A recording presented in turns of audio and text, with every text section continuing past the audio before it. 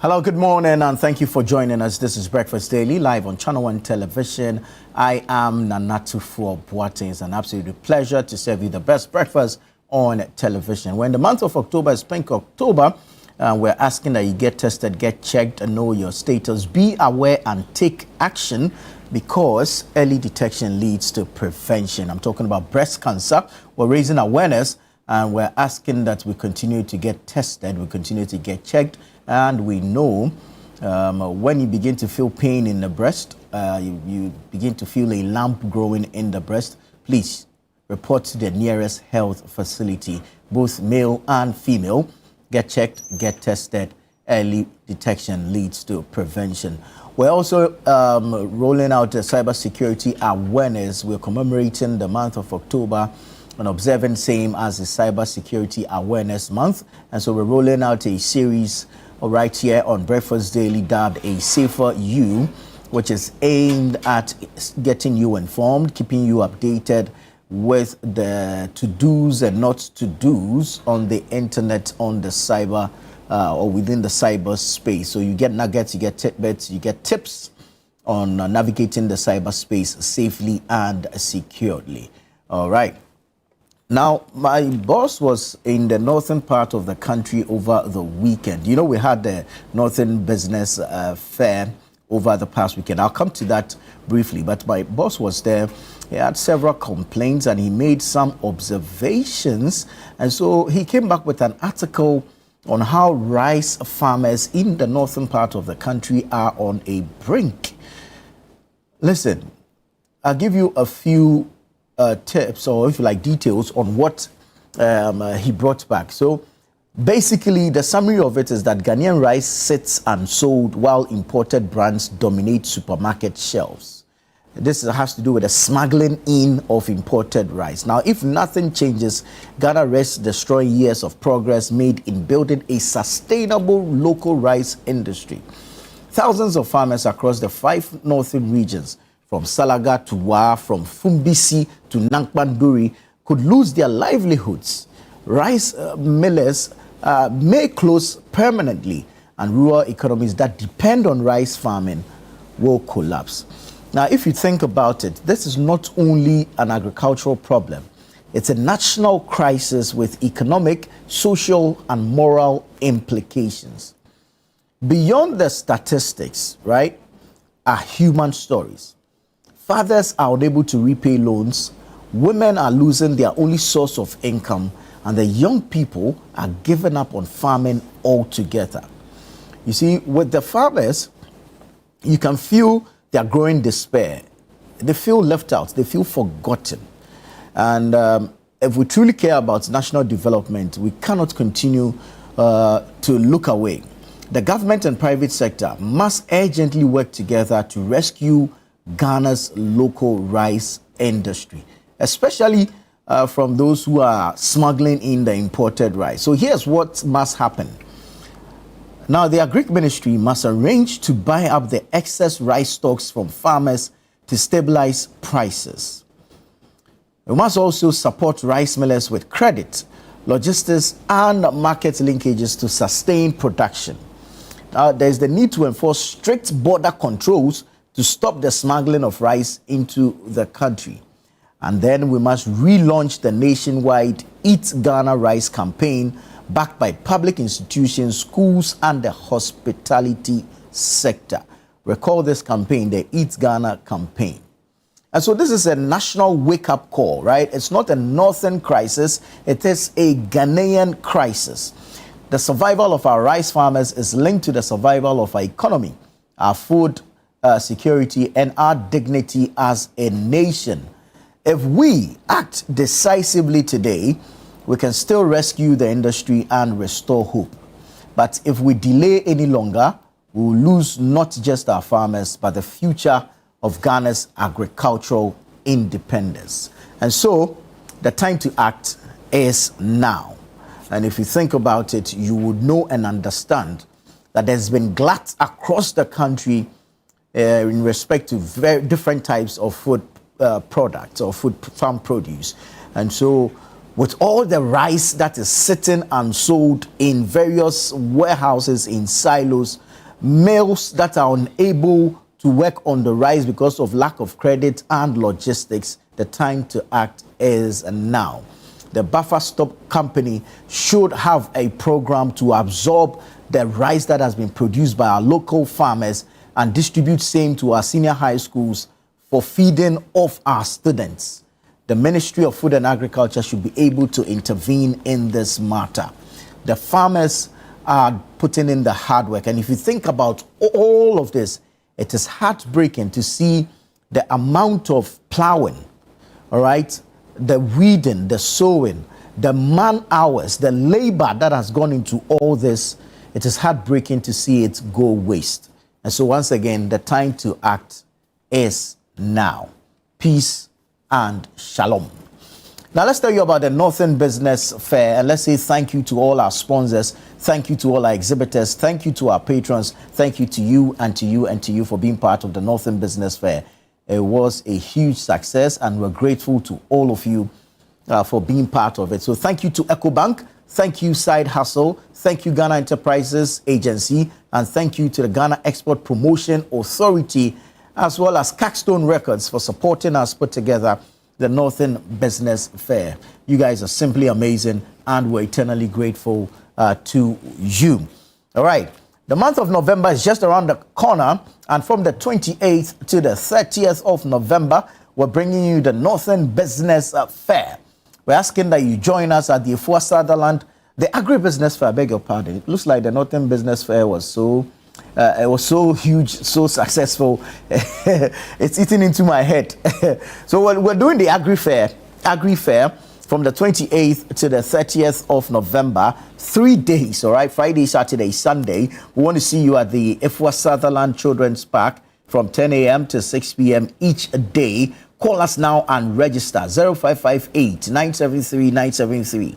0558 973 973. And this is a call to all farmers who have fresh farm produce. If you are into aquaculture, if you're into livestock production, if you're into poultry production, if you are a crop farmer, you know, the first edition in June, we weren't seeing more of the cereals because it wasn't time for harvest. Now the grains are in, and just as I've established earlier, there's actually rice glut. All right, so there's this fantastic production of local rice that is sitting in stores and warehouses across the country. Bring them to the Agri Fair and let Ghanaians buy, consume made in Ghana rice. All right, and together we'll build the economies, because what you do when you buy the imported products from the shelves of the supermarkets is put money in the pockets of somebody else in a different country. It's in you investing in an economy outside of Ghana that has no returns to you. All right, so come to the Agri Fair. Let us buy made in Ghana farm produce, fresh from the farm, direct from the farm, no middleman business. And so you are assured and guaranteed affordable prices. For all persons with fresh farm produce, agric inputs, agric technology, all players along the agric value chain, call us, register, and participate in the Agri Fair. The number to call is 0558 973 973. 0558 973 973. It's important that you call us now to register, secure a slot, and participate in the Agri Fair. It's happening from the 28th of November to the 30th of November 2025 at the Afua Sutherland Children's Park. Each day we're starting from 10 a.m. to 6 p.m. We want to see you there. Come and let's eat Ghana and grow Ghana. All right. Let me take you to the newspapers now. I'll start off with the Ghanaian Times. Front page says, CD Act 60, let's sustain stability. And that's the Vice President, Her Excellency, Professor Nana Jane Opoku-Agyeman, speaking there. President Mahama and wife visit family of Nana Konadu. Ghana will forever remain part of me. That's the Lebanon ambassador. 3.4 billion CD injection strengthens NHIS. That's according to the Chief of Staff. Court dismisses interlocutory injunction application by Daddy Lumba's widow. So that's the front page of the Ghanaian Times newspaper. I'll take you to the Chronicle newspaper now. NPP chairmanship race. Enter Paul Afoku. Promises to be an interesting race, if you ask me. NPP chairmanship race. Enter Paul Afoku. And you see a picture of Mr. Paul Afoko beaming with smiles. Yeah. Interested. ECG overspent budget by 189 million cedis. PAC refers former managers to Attorney General. ECG overspent budget by 189 million cedis. PAC refers former managers to Attorney General. Samira energizes Baumia's campaign. Gold Board Jewelry unveils Bolare, Jocelyn Duma as brand ambassadors. Gold Board Jewelry unveils Bolare and Jocelyn Duma as brand ambassadors. And I will take our scripture for today. It's from the second book of Corinthians, the chapter number 4, the verses 8 and 9. We are afflicted in every way, but not crushed, perplexed, but not driven to despair, persecuted, but not forsaken, struck down, but not destroyed.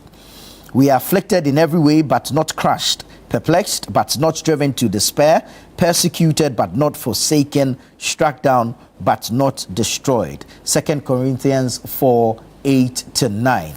I'm sure Mr. Paul Afoko will take some solace or refuge in this particular verse of scripture. But may the Lord add his blessings to the reading of his word.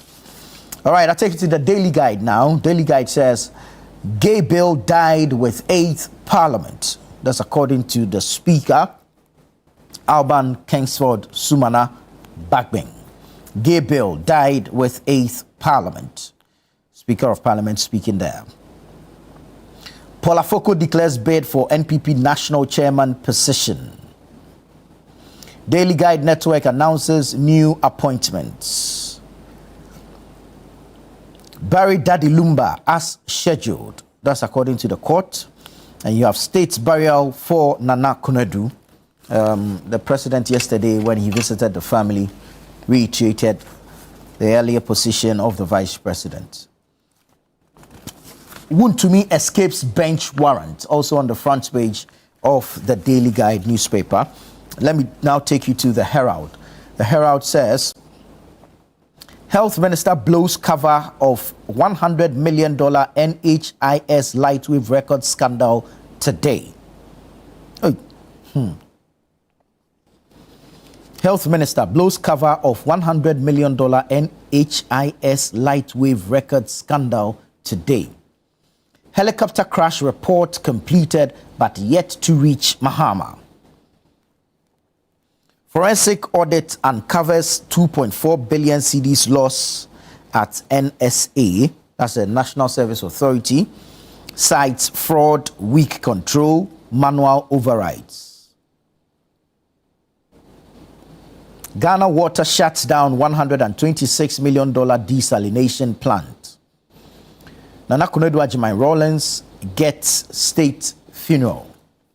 So that's the Herald newspaper. The News Center. Let's go to the News Center.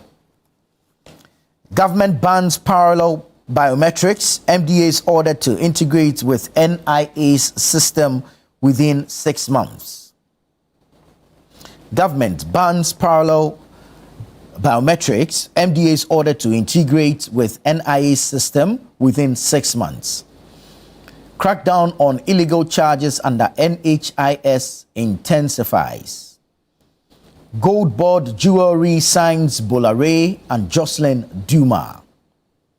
Akufo-Addo calls for rethink of Africa's governance and partnerships. Formwork failure, not structural collapse. DefTraco has clarified. We reported of a building collapse yesterday somewhere around Roman Rage. Well, owners of the structure or the facility, DefTraco, have clarified that it was a formwork failure, not a structural collapse. Also on the front page of the News Center, you have Samira Bawumia begins campaign from Central Region. Samira Bawumia begins campaign from Central Region. So that's it for the News Center. Let's go to the New Publisher. New Publisher. AG's unfair trial by media is for government PR. That's according to Osahene Alexander Afenyo-Markin, Minority Leader in Parliament. AG's unfair trial by media is for government PR. Afenyo Makin speaking there. Bolare Duma appointed Gold Board Jewelry ambassadors. And then you have the second coming of Paul Afoko confirms bid to return as national chairman, NPP chairman. So that's the new publisher. From the new publisher, we'll go to the Ghanaian publisher. The Ghanaian publisher says, Afenyo Makin, Ayene undermining justice. So the minority leader is speaking here, and he says the AG, Attorney General, Dr. Dominic Akuritinga Ayene, is undermining justice. Akufo-Addo rallies Africa to ditch aid. Akufo-Addo rallies Africa to ditch aid. Bolare Jocelyn Duma front Gold Board Jewelry. Deftraco refutes Roman Ridge collapse claims. Samira storms Central. That's the front page of the Ghanaian publisher. Let me now take you to the Inquisitor. As retirement gets closer, Yohunu must go rolled out. Hey. As retirement gets closer, Yohunu must go rolled out. Government committed to CD stability. That's the Finance Minister, Dr. Cassio Latofo, on CD at 60. GPRTU wants Amoakwata probed. Oh, for what? That's the former Roads and Highways Minister, Kwesi Amoakwata. And the story says GPRTU wants Amoakwata probed. Well, if you get a copy of the Inquisitor, you get the details. And then you have a Metro TV host warns prophets. Metro TV host warns prophets. Let's move to the Custodian. Custodian says, Paul Afoko joins NPP national chairmanship race. Stop your unlawful media trial. Minority tells AG. DUA honors Akufo-Addo for upholding rule of law. Gold Board Jewelry picks Bolare and Jocelyn Duma as brand ambassadors. Samira woos Central Region delegates for Baumia. Then we'll go to the Informer. Informer says Mahama apprehensive of possible coup. Hey, Domlevo reviews. Mahama apprehensive of possible coup. Domlevo reviews. Substance more important than numbers. Afenyo Makin argues. Well, that's in reference to the numbers in Parliament now, with the NDC having absolute majority. Nana Konadu to receive full honors. Haruna seeks support of parents to enforce hairstyle and dressing code at senior high schools. Why Ghana's political class fears the OSP. Kwamena Aheng writes. So that's the Informer newspaper. Let me take you online real quick and bring you some stories from channel1newsonline.com. OSP probes alleged 4 million CD bribe attempt, questions DVLA boss. OSP probes alleged 4 million CD bribe attempt, questions DVLA boss. ECG directed to procure only short-term items. That's according to the Deputy Minister for Energy. Opon Kruma was on the face-to-face last night. A couple of stories from that interview with Umaru Sanda Mandu. This one says, new cybersecurity bill dangerous for Ghana's democracy. Focus on rebuilding party, not attacks. Opon Kruma to NPP aspirants. Government's excessive sterilization could hurt production and jobs. Government's excessive sterilization could hurt production and jobs. That's according to Opon Kruma. Deftraco Plus denies structural failure in Roman Ridge building collapse.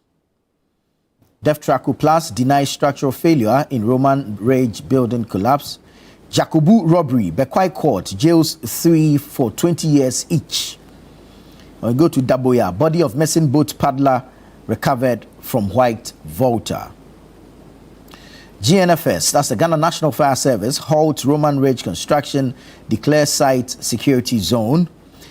Assets declaration, my lawsuit not to obstruct OSP's work. That's according to Paul Adom Ochre. I'm going to take you to citynewsroom.com. Citynewsroom.com. No flight disruptions expected despite air traffic workers' strike threat.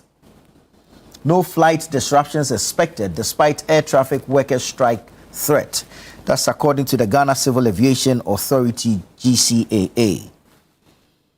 Civil aviation assures of uninterrupted air traffic services amid threat of staff strike.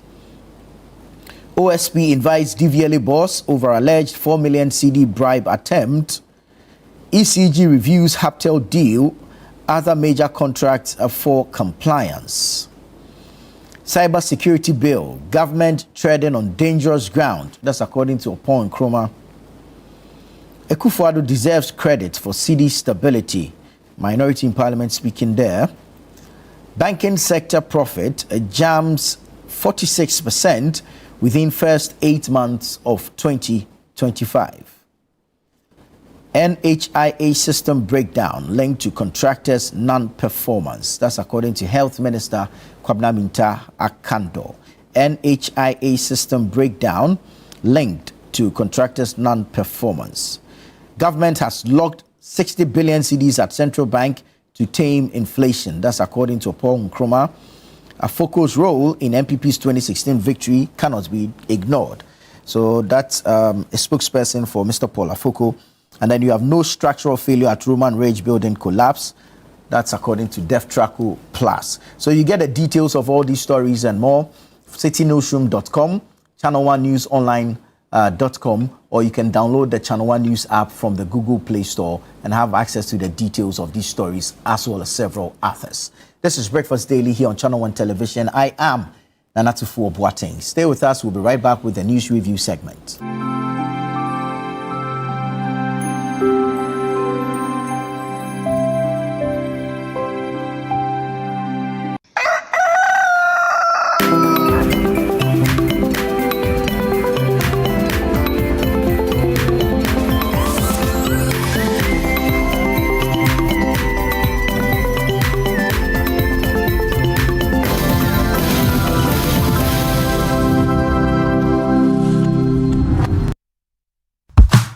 This November, something amazing is coming to Accra. Are you a farmer with fresh produce? Are you into fish farming, poultry or livestock? Then get ready for the November edition of the AgriFair 2025. Yes, AgriFair 2025. It's happening on Friday the 28th to Sunday the 30th of November. It's happening at the A4 Southern Children's Park and it's 10 a.m. to 6 p.m. each day. It's the ultimate weekend marketplace. From fruits and vegetables to poultry, livestock and fish to agri-inputs and processing machinery. All at unbeatable farm gate prices. Whether you're selling or buying, this is your chance to connect, trade and grow. Enjoy the freshest farm produce, sizzling kebabs, and a vibrant marketplace atmosphere all in one space. Register now and secure your spot. Call 0558-973-973 for more information. AgriFair 2025, where culture meets innovation.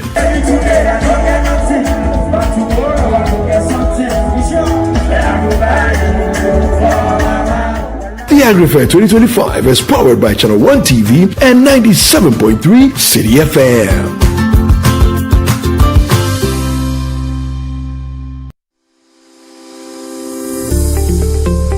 Technology has helped various caregivers and professionals in the circles of autism to enhance their skills. It will enhance their social interaction through virtual meetings. The cost of the equipment needs to be made affordable, cheaper, so that people could use it and access it. A lot of people can use, we are able to use short code, which is that once you have average network to even send SMS, it is able to answer certain questions. People at the rural end should not be left out, because that would actually reduce this rural-urban migration. Welcome to EdTech Monday. This is a platform for education, technology discussions, and we have a focus on policymakers, entrepreneurs, and educational ecosystem. EdTech Monday is a platform created by the MasterCard Foundation in partnership with MEST Africa to bring EdTech entrepreneurs, policy stakeholders, and government together to deliberate on important issues within EdTech. Watch EdTech Mondays on Mondays at 7 p.m. Brought to you by the MasterCard Foundation in partnership with MEST Africa, only on Channel One TV.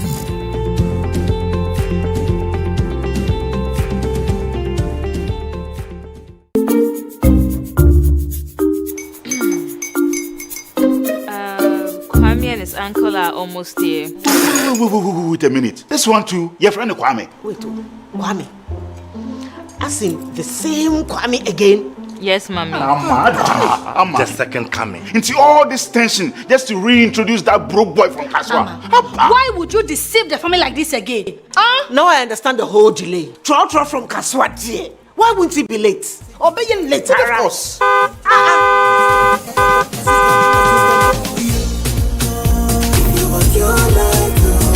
Star 712 hash, star 712 hash. You go be the luckiest.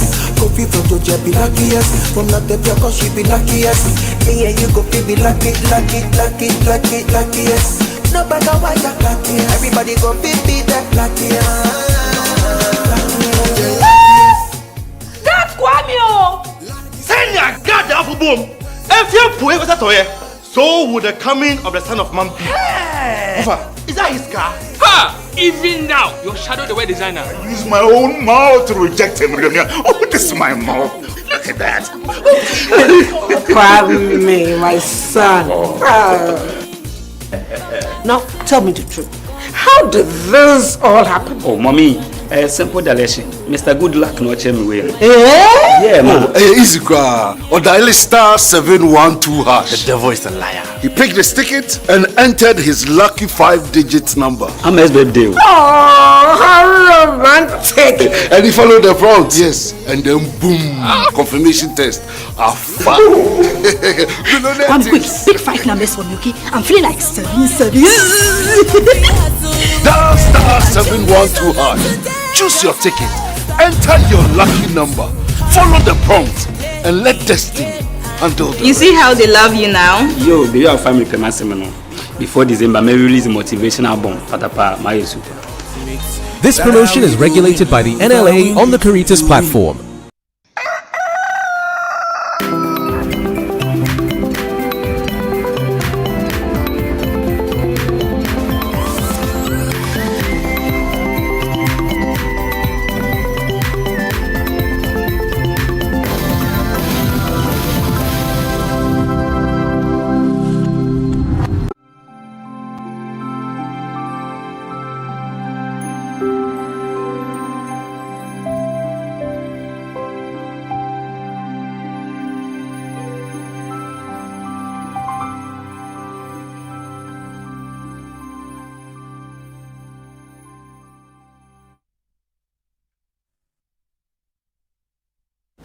Hello there, the station is Channel One Television, the program is Breakfast Daily, the segment is News Review, and I am Nanatufo Boateng. Many thanks to you for choosing us and of course spending time with us at this morning. We're going to go straight into the conversations.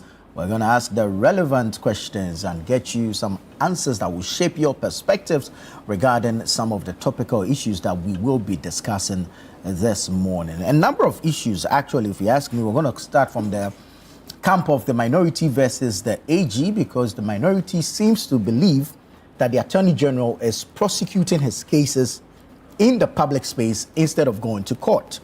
And so we'll look into that. But let me first of all say good morning to Elvis Darko. He's the editor of the News Center newspaper, newscenter.com. Elvis, good morning and welcome. Morning. It's good to have you. So yesterday, a section of the minority, or if you like, the minority in Parliament, not a section of the minority, because they were addressed by their legal representative. So the press was addressed by the legal representative of the minority. That's the Member of Parliament for Suame, John Darko. And in that presser, they accused the Attorney General and Minister of Justice, Dr. Dominic Ayine, of incompetence and prejudicing ongoing legal cases by pronouncing suspects guilty before trial. The caucus said Dr. Ayene's recent comments describing the former chief executive officer of the National Food Buffer Stock Company and the Ashanti Regional Chairman of the NPP as lawless looters engaged in criminal enterprise amounts to a violation of their constitutional right to a fair hearing. Now, they say this must be checked, and it was becoming or his conduct was unbecoming of the office of an attorney general. Elvis, if you look at the way the AG has held his press conferences and how he has characterized some of the cases, what he has said, really, does the minority have a case to make if they attribute or if they accuse the AG of violating the rights of some of the suspects in these cases? Oh, sure. I think I've made that point severally on this platform that I don't think that the best place for the AG is the media space. I think the AG's place is to go to court. And you see, the AG is a lawyer. Yeah. And they are the one who tell us, the journalists, that the law says that you are innocent until proven guilty. And therefore, when we are writing stories about people on trial, we should use the word suspect or accused. Yes. We shouldn't just say that the person is a thief because no court has pronounced the person guilty. Yeah. But then the Attorney General hosts a press conference. He doesn't describe the people as suspects. He doesn't describe them as accused. Then he used a direct accusation statement that they are looters, which suggests that the AG in his mind has already convicted the people. But the AG is not a court and has no power to convict anybody. It's the court that convicts. So if the AG, who should know better than the journalist, and who will say that he's going to sue a journalist for calling maybe a client as a criminal instead of a suspect, because the position of the law is that you are innocent until you are proven guilty. And the AG is the one that is committing this kind of blunder publicly in the media. Obviously, something is amiss somewhere.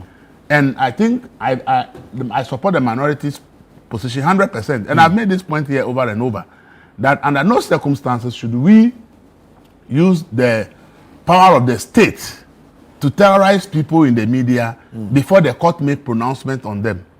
Because if that person goes to court and at the end of the day wins the case, how are you going to be able to reverse all the negative things that you've said about the person? And for me, that is where the problem is. And that is why the law seeks to protect anybody standing trial and said until the person is pronounced guilty, the person remains innocent. Because if the court has not said that based on evidence A, B, C, D, and based on your defense, analyzing the defense you put up is not good enough, and therefore these facts suggest that you committed a crime, therefore you are guilty, then we can call the person a criminal. But if an attorney general hosts a press conference is calling people looters, how did we arrive here? And I've said this thing over and over, that the attorney general, whatever that is going through his mind or whatever powers are pushing him, he should be very careful, because his own reputation is at stake. He followed this thing and did a press conference and said before he dropped the charges against NDC appointees starting trial and the former government, he consulted their lawyers. Anybody sitting down will ask you, how do you consult the lawyer of somebody who is on trial? Exactly. Yeah. And ask the person whether he should drop a case against the person or not. But he came to hold a press conference and told all of us this, the whole world. It's not only Ghana. It's online. People all over the world are watching that. Which kind of attorney general is this? Yeah. That will say that the state is chasing somebody accused of stealing from the public. And the attorney general says, in his decision to file nullity prosecution and drop the case, he actually consulted the lawyers of the accused person for advice, whether he should continue the case or not. The same press conference led A+ to come at him. And up to now, he's unable to convince me and many Ghanaians that the allegation of A+ against him is not true. Because, as we speak, he's not able to sue A+ for any court to determine that what the A+ has said is true or not. But that damaging accusation that he's a corrupt man, according to A+, is what is in our minds. And until he's able to go to any court and according to court to pronounce that he's not guilty, that is what some of us will have in our mind. And I don't think an attorney general should be opening himself up for such attacks.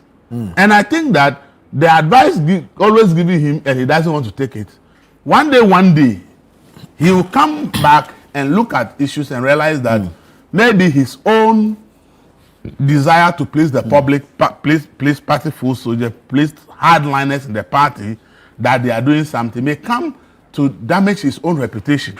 And I think that that's not the way an attorney general should be acting. If you have your facts and everything, just go to the court. Let the court make their decision. So for me, for AG to describe a suspect as looters, without saying that they are accused looters, they are suspected looters, but to say that these are looters.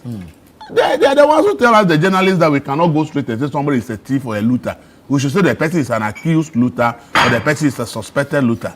So if an attorney holds a press conference and he's not adding accused or suspect and is actually using direct accusations as if a court has made pronouncement, obviously it's important that the minority draws its attention to it. And I think that the minority is right by cautioning the age that should be careful the way he's speaking about people suspected to have done something wrong when a court is yet to actually pronounce whether those people are guilty or not. He should be mindful of his words. Very well. Let's say good morning to Hamza Suini. He is a member of the National Democratic Congress, NDC's communications team. We haven't seen you in a while. Good morning to you, Nana, and of course my colleagues in the studio. And most importantly, I have always made the point that your production team is one important leg of bringing information to the doorstep of the ordinary Ghana, but unfortunately they are mostly under-celebrated. And so good morning to you, and hopefully the Ghana Journalists Association would suddenly see the need to champion their interests, not just behind the scenes, but publicly as well, so that those of us who are entrusted with the responsibility of governance can begin to advocate for their welfare as well. Nana, I have been out and about. I had to spend some quality time with my family and also reflect on the joyous steps of this government, fulfilling ones at that, even though I admit that if you look at the social contract we entered with the good people of this country, so much is still required of that. But there was a need for us to take a backstage, especially those of us who communicate on behalf of the government, to take stock of the development so far and possibly make amends where amends needed to be made and punch harder where we needed to punch harder. And that reflection has been quite fulfilling. Very well. And I think it's good to have you back. It's good to have you back. Dr. Ikuya Mwako is a member of the New Patriotic Party, NPP's national communications team. Doc, good morning. Good morning. Welcome. It's good to have you. And a Yes, good to supporter be here. of Dr. Mahmoud About. Actually, the deputy spokesperson, but that's You okay. had to chip that in. That is important. Hamza. Mischief all around. Very well. Anyway, good morning to you and everyone who is watching. It's been a while since I've been here as well. And I'm happy to be back. Great, it's good to have you back. All right, let's get into it. I just spoke to Elvis about the minority's call to the AG, urging him to be circumspect in his pronunciations during press conferences and some of the words he's been using in administering his press briefings. Minority is not too happy with a description of suspects as looters in a criminal enterprise and all. They think the rights of these suspects are being infringed. They think an attorney general worth a sort will prosecute cases in court and not the court of public opinion. Hamza, I'll start with you. Nana, the most difficult thing to do is to be invited on a daily basis to attempt commentary on mostly the tangential press conferences of the opposition New Patriotic Party. It has been my position for some time now that, look, when it comes to democratic stability, the responsibility is not on government alone. It is on all stakeholders, including major political parties, as far as our democratic processes are concerned. Unfortunately, the NPP, even in opposition, is proven to the Republic that it is not only a danger to our democratic stability and freedom of expression whilst in government as a political party, but even in opposition, it is committed to doing everything within its power to sidestep legal processes, democratic norms, just to fulfill the wishes of members of the New Patriotic Party to the detriment of the Ghanaian people. And this press statement by the New Patriotic Party in Parliament was no different. You think so? Absolutely, and I'll explain why. When this government assumed office, and certain people were being arrested and invited to answer or as part of investigations that were ongoing, we were told by the Director of Communications of the New Patriotic Party, Richard Ahiago, to begin to give reasons why those people were being invited or arrested. And that institutions like the BNI, now NIB, could not simply pick out people without letting the public know why these people were being picked up. You remember? Yeah. And that it was in tandem with democratic governance. They called for it. For the Ghanaian people to be abreast with whatever was going on as far as investigations were concerned. We didn't. Many of these institutions started responding. And when it comes to the Attorney General's outfit, maybe they need to revisit the 1992 Constitution again. It is clear. He's not only minister responsible for justice, he is also the Attorney General of the land. And so his role has a dual responsibility. True. One, as an important player when it comes to the governance architecture in terms of providing timely information to the Ghanaian people, and also as the #1 legal representative of the state in court. And there's the need for us to create that distinction. And so as part of the government's agenda of carrying the people along, of being accountable to the good people of this country, his role as minister responsible for justice requires that at every step of the way, he keeps the Ghanaian people aware of the work he's doing as Minister of Justice. And that is in tandem with the principle of accountability as far as democratic governance is concerned, and access to information by the Ghanaian people. Yeah. And you see, that is why I am disappointed when I hear people make references to the effect that, oh, presumption of innocence, and so the Attorney General has proceeded to declare these people as being guilty, even though no court has done so. Perhaps they need to listen to his press engagements again. When you are a lawyer or an Attorney General in his position now, and you file charges, we have what we call the statement of offense and particulars of that offense, which is your charge sheet. It's a public document. So if your particulars of offense says that on this day you ABCD within the jurisdiction of the court engage in an act of blah blah appropriation of something that does not belong to you, it is because the Attorney General in preparing the charge sheet has already come to one conclusion. The evidence available to him convinces him that you are guilty of the crime. That is why he has decided to proceed to court. Very well. And so before he gets to court, if his investigations tells him that Mr. A is guilty or is likely to be guilty, and he organizes a press conference to make the facts available and to inform the Ghanaian people why he thinks that they have a question or they have a case to answer, there's absolutely nothing illegal about it. Perhaps people are confusing the presumption of innocence.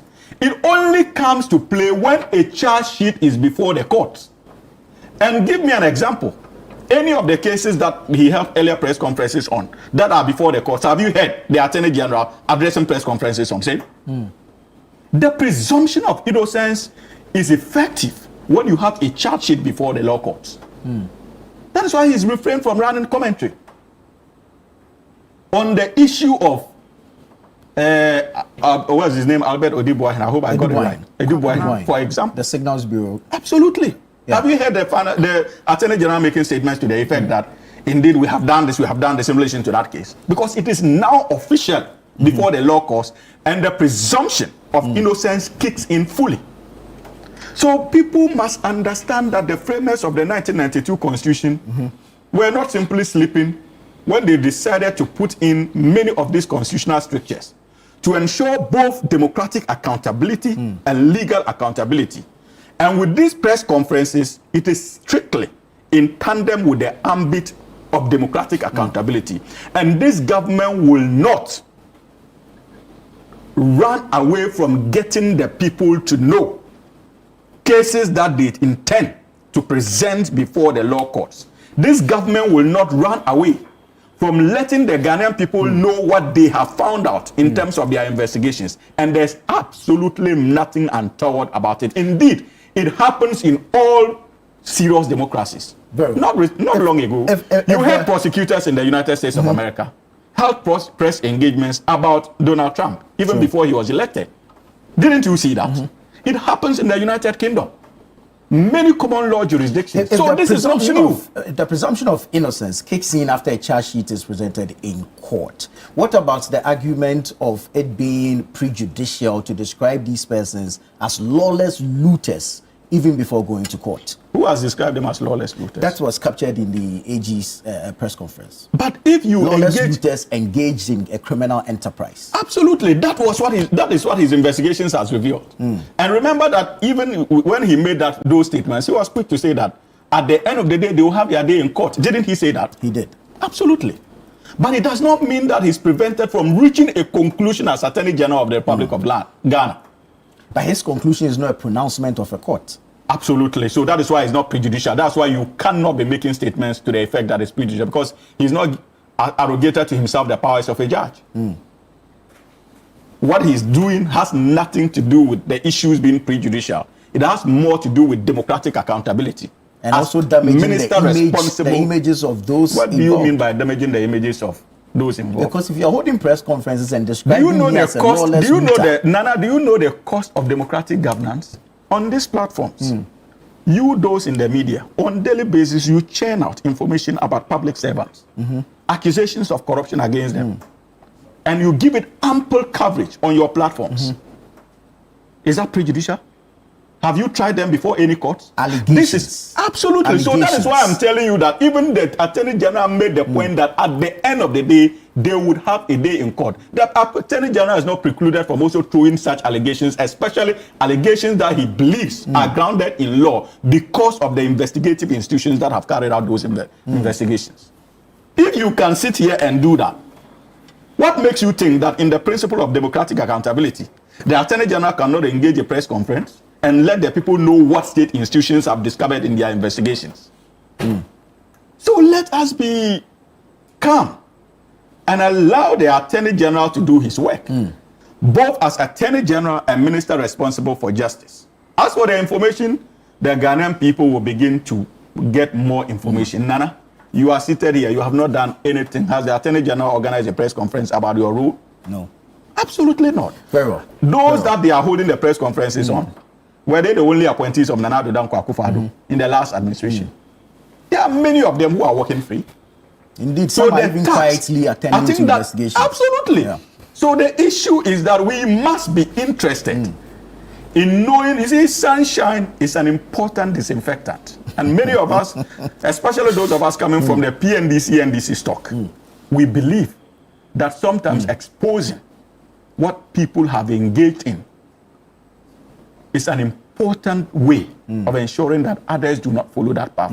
People have forgotten. Many of our senior compatriots died for less in the past because of allegations of corruption. We will not allow this country to go back to that history. And so we'll do everything within our power to bring sunshine. Hopefully the courts will see the need to partner us in that drive. Very well. Very well. Doc, in the spirit of transparency and accountability, you think the AG doesn't owe us these press conferences? So let me start by saying I don't think anybody has a problem with the press conferences in particular. I don't think that's what this discussion is about. And let me also make it clear, it is not as though the MPP is against accountability. Personally, I believe in I think the whole concept of oral or of bringing accountability for public servants is not something that is strange. It's not something that is new. If we remember, His Excellency even set up, the former President Nana Addo set up the office of the Special Prosecutor because he was so invested in accountability. As young politicians coming up, one of the worst things I hate to see on my post is somebody just ascribing to you that you're a thief because you seem to be a politician, somebody that's never held any public office. I don't know where I could have stolen from, but that's the perception we've created about people in this line of work, which I find sometimes might be unfair. But it's because of actions like this, that's why people assume that anybody in politics is a thief when it might not be true. So we have to walk a thin line between accountability, sanitizing the system and allowing the Ghanaian people to believe that okay, people set themselves out to do this work. Of course, there are benefits, but it doesn't mean that they set out to loot the state. But we cannot achieve that when there's always a constant concerted effort by opposition parties, sometimes in government, you know, when there's the tussle. Depends on who is in it. Yes, to constantly paint the other as corrupt in order to win political power. It's something the NDC did brilliantly when they were in opposition prior to 2024. One of the main things they ran on was that these people are thieves, kick them out and we'll come and do something right. And so they come, and it's very obvious that they're under a lot of pressure to prove those allegations and the things that they said.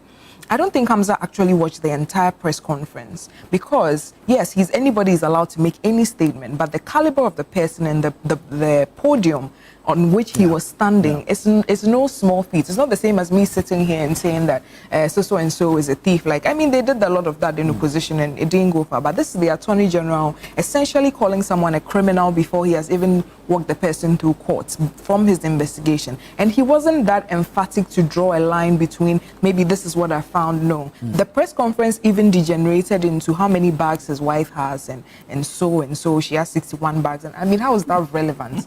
It's a crime to have 61 bags. If the AG is convinced that these are proceeds of crime. No, so tell us, you stole this at this point. Like, give us the evidence of why are you holding the press conference? Because you think he has misappropriated funds. So tell us how he did that. That's actually why I tuned into the press conference. I wanted to understand the facts of the case, if the facts of the case that he could put out. And I'm here listening to 61 bags like it's a crime. He's yet to go to court, so he can't present all his evidence out there. In the same government, we have ministers whose wives take care of them. We have a champagne socialist who lives at Airport Hills. So if it is about doing lifestyle audits, then it should go across board. Let's see a lifestyle audit of everybody and try to understand what it is. But if you do a press conference and you are alleging wrongdoing, we expect to see a less populist approach. And I think that's what this whole conversation and discussion is about. It's, you know, he's done something wrong, take him to court. Nobody has anything wrong with that. I'm sure he's looking forward to his day in court to prove his innocence or otherwise. But if you come and do this,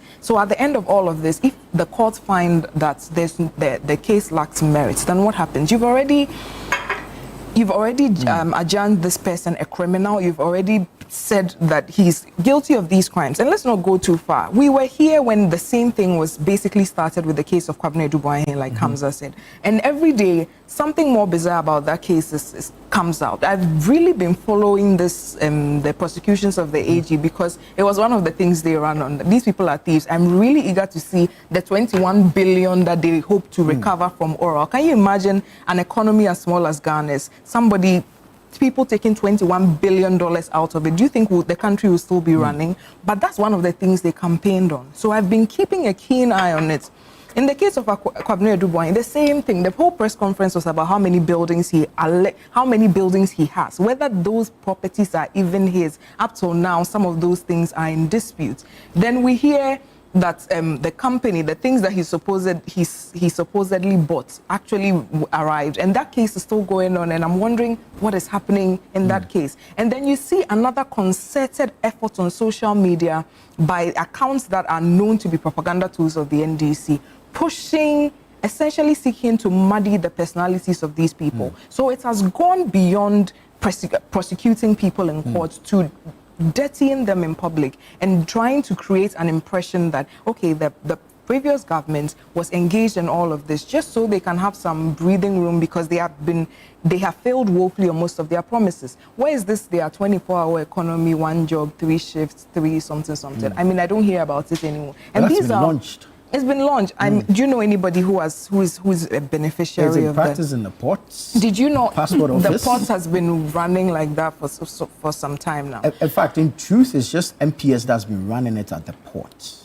That wasn't the promise of the NDC to the Ghanaian people, that the ports will run 24 hours. They said every job would be 1 job, 3 shifts, 3 people. We were here when the unemployed nurses and teachers went on strike. We were here when the labor minister was making a point that he cannot employ those people. So if you can't employ 40,000 people, how can you run 1 job, 3 shifts, 3, whatever it was? Obviously, it was a gimmick. And so to move us away from those kinds of conversations, the next day they put somebody on a public show trial like this. And let me repeat again, the MPP has no problem with putting people through court. The former president himself, His Excellency Nana Addo Dankwa Akufo-Addo, instructed all his appointees to stay in the country to face accountability. True. I am looking forward to the party clearing its name with regards to some of the accusations that were out there, but not in this manner. Very well. Very well. I mean, so the presumption of innocence is after a fact sheet is presented in court. So, per Hamza's explanation, the MPP has no case at all. So it means the way they generally will call people directly thieves without adding suspect and because the case is not in court. But you see, these persons have remedies. No, I'm saying that. So in implication is that Yes. impliedly means that counsel will say, oh, this person is a thief without asking that it's a suspect. But or then it's this an person accused can take person. you on. No, but that's the explanation is given. Okay, so that is, he said because the case is not in court. He said because the case is not in court, the AG can say whatever he wants until the case is in court, then he will stop talking. But these persons have a right to take you on. No, but that's the same. But so why is that the AG is saying that if the case is not in court, the AG can call people looters without adding that they are suspect or they are accused persons. That is his argument. That because the fact the AG has not filed the case in court, if he holds a press conference, call people looters. Because the minority point is not about the press conference. Yeah. It says that the AG is calling the people criminals. Criminals. Without adding suspect or accused to it, which they think is wrong. Minority is not saying even against the press conference. They say that the AG's pronouncement that somebody is a thief, is a criminal, they are looters, without saying that it's a suspect. That is what they are expressing their concern. And his argument is that the case has not gone to court. So it means the AG can make such pronouncements. And then when the case gets to court, then he will stop. And I'm saying that so it means that immediately we can also go out lawlessly and call people lawless criminals. And then when the case is in court, they will stop. Is that what the position of the law says? Presumption of innocence. Does it have a peculiar differences as to who can obey it or who can disobey it? As I've said, look, less corruption. They say NDC and NPP. I laugh. It is not an NDC and NPP thing. Okay, corruption is individuals who have decided to steal from the public. NDC is in power. They have appointed plenty people. Okay, the Muhammad did not appoint people that go and steal public money. He appointed that go and work. So if some of the appointees decide to go to steal, it's not an NDC problem. NDC just send them to power to go and steal. NPP, Akufo-Addo appointed people that go and work for the people of Ghana. He didn't say go and steal. So NPP as a party didn't send anybody to go and steal. If some individuals in it have gone to steal our money, they must face the law. So for me, I'm not against anybody being taken to court on suspicion of taking public money illegally. And I don't subscribe to the stream where we want to brand it that because the person served in an NPP government, the entire party is behind the stealing. It is not the case. NDC will not appoint anybody that go and steal. Same way NPP will not appoint anybody that go and steal. There are hundreds and thousands of people in the party who all wish that they get opportunity to go and serve. If the few that are lucky to be given the opportunity to go and serve, go there and do something that is to the detriment of the country, they must face the law. True. I'm not against anybody being taken to court because the money is for all of us. The problems we have from road, health, education, everywhere is those monies that we will need to fix them. So if people who are lucky to be given that opportunity to go and serve and be paid officially for the work they are doing, believe that whatever they are being paid is not enough and will go further to steal, the party didn't send them to go and do that. The government of the day didn't send them to, the appointing authority didn't send them to go and do that. So they must face the law. But we must also be circumspect and abide by our same constitution which says that you are innocent until you are proven guilty. So if statements are being made to the effect as if you are no longer innocent, even at the time that the court has not pronounced, you are already guilty, then we must all be concerned because we are all abiding by the same constitution. So if the constitution gives a principle and says a person accused of something is presumed guilty, innocent. It's presumed innocent until a court pronounces.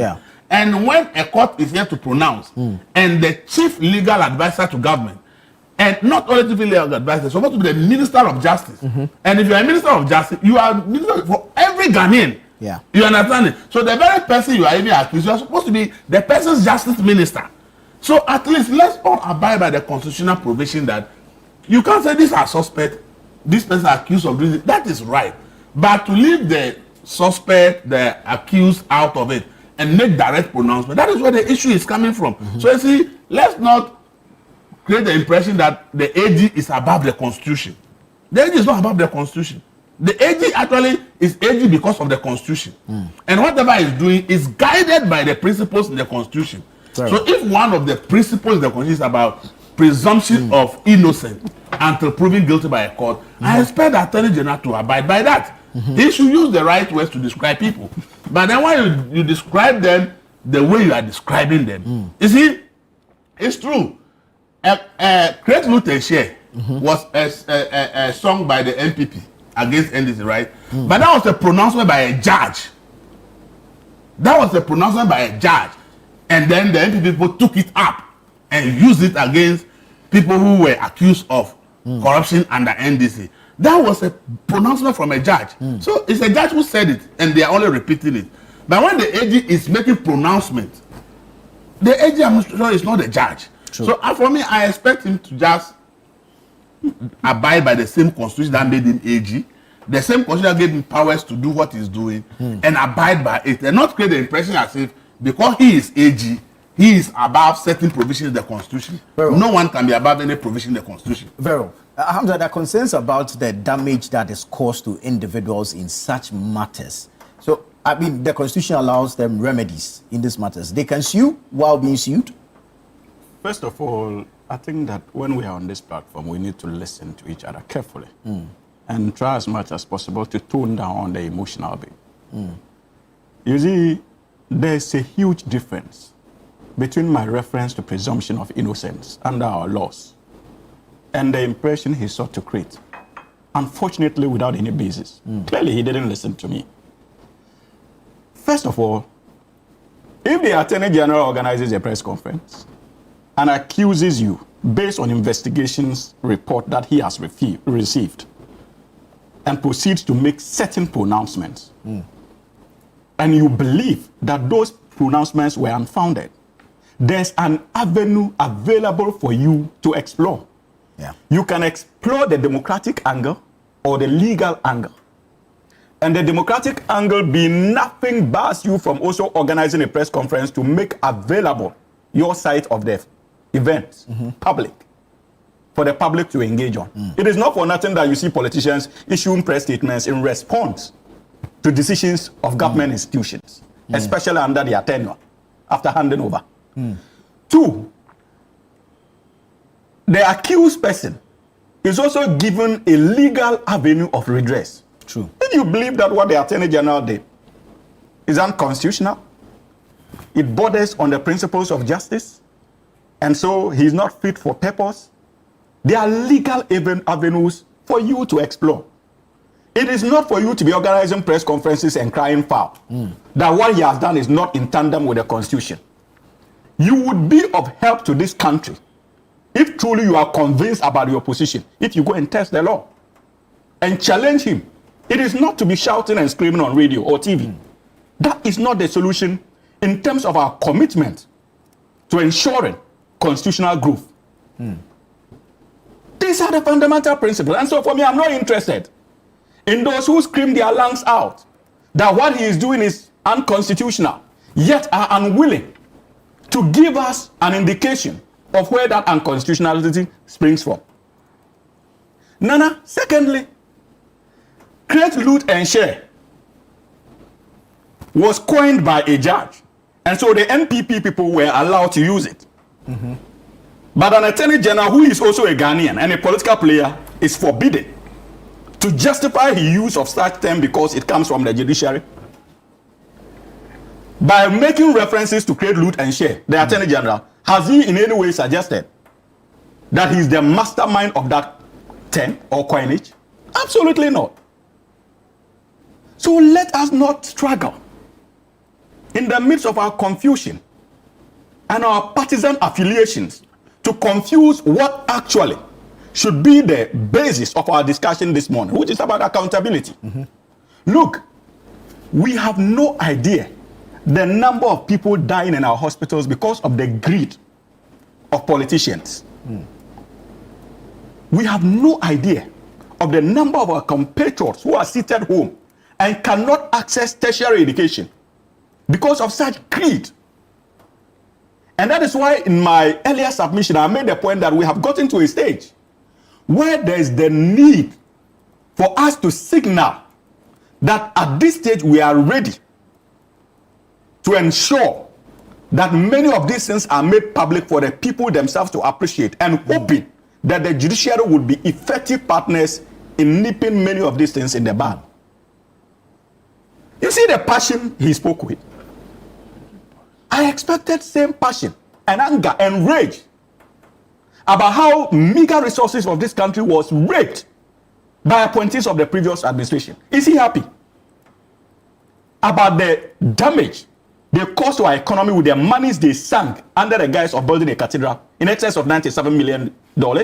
Is he excited about it? Where was that rage? Where was that anger?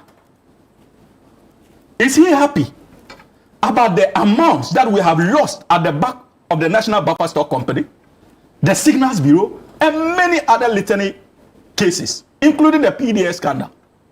Where was that rage? So that level of hypocrisy, especially when it comes to our commentary, must be measured. Look, we have reached a stage in our country that we will not window dress allegations of corruption anymore and seek to give them a cloak of protection. If they feel strongly that what the Attorney General has done contravenes the Constitution, let them go to the law courts. And I, Hamza Soini, seated here, will respect any outcome. Until that is done, I see what is happening as a calculated attempt by the New Patriotic Party to frustrate the efforts of this government in its quest to ensure accountability. In any case. But this press conference is one of the avenues you just suggested to them. Absolutely. No, I'm saying that, look, they can use that. But they are raising issues of legality that cannot be resolved with the use of a press conference. That can only be closed, or a closure can be brought to you through the judicial processes. They should go to court. Have you forgotten they used to tell us that? Yeah. Why has the court suddenly become so unattractive to the NPP people, who in about 9 or 8 months ago used to tell the whole of this country that we should go to court? What has changed? And so, Nana, let us be very careful. And when it comes to the civil arena, if you throw allegations against Nana, Nana has a civil remedy against you. So if I made references to presumption of regular innocence and the fact that there's a charge sheet before a law court, and that is where theoretically I believe it kicks in, nothing bars you, a citizen of the Republic of Ghana, minister responsible for justice, if you are convinced that the minister responsible for justice is engaging in acts that undermines your rights, you can go to the law courts and enforce it. And as for my sister Doc, madly, because she's a friend, so madly, you see, Doc, you see, I wanted to see a bit of energy on the issue of accountability. Because as politicians, especially myself and you, we are young people. The greatest threat to our democratic stability, aside your political party, unfortunately, is the issue of corruption. The NPP is a threat? Absolutely. Absolutely. You won't get into that. You carry on. Aside the NPP is the issue of corruption. So myself and her, it should actually be in our interest to be mounting pressure on the government of the day to ensure that many of these past officials are held accountable. That is the only way we would be safe going into the future. Otherwise, this tag of politicians being in it because of resources will never go away. And then I am seated here. Many of the information that we are receiving from our investigative authorities, we know, without even any court telling us, that these were things that happened. Many of the appointees, we know them. We knew them before they were appointed. Many of them, we knew them before they were appointed. Why are we pretending in this country? We knew them, and we knew their economic circumstances before the appointment. Many of them, we know how much they were being paid, even in their various roles. And the overnight resources they were able to marshal in power. And we are pretending that many of these things did not come from corruption. What kind of hypocrisy is this? Look, that is why I have told you that there is the legal ambit of fighting corruption, and there is the political ambit through sunshine of fighting corruption, which is acknowledged even in well-established democracies. Very well. And so this government is using the two-pronged approach in dealing with the canker of corruption. Very well. One is ensuring that we bring sunshine to it, and secondly is ensuring that we go through the judicial processes. And what I expect from young politicians like Doc and myself is that, look, at this critical moment, we should be interested in urging the state on to ensure accountability for the sake of our very survival. Right. Very well. Doc, let me hear your final take on this matter. See, it's very interesting, and Hamza has gone that way because he knows I'll find it very difficult to give it to him in equal measure. But I would try. I think the problem is the selective application of their sunshine. When the NDC came into government, one of the first things this same Attorney General who goes around calling everybody a criminal, even before presenting his case in court, the first thing he did was to grant noli prosequi and block to all the NDC people that were under investigation. And if it's about lifestyle audits, I have already mentioned on this table that if we audit the NDC members, even when they were in opposition, most of them cannot explain their sources of funding.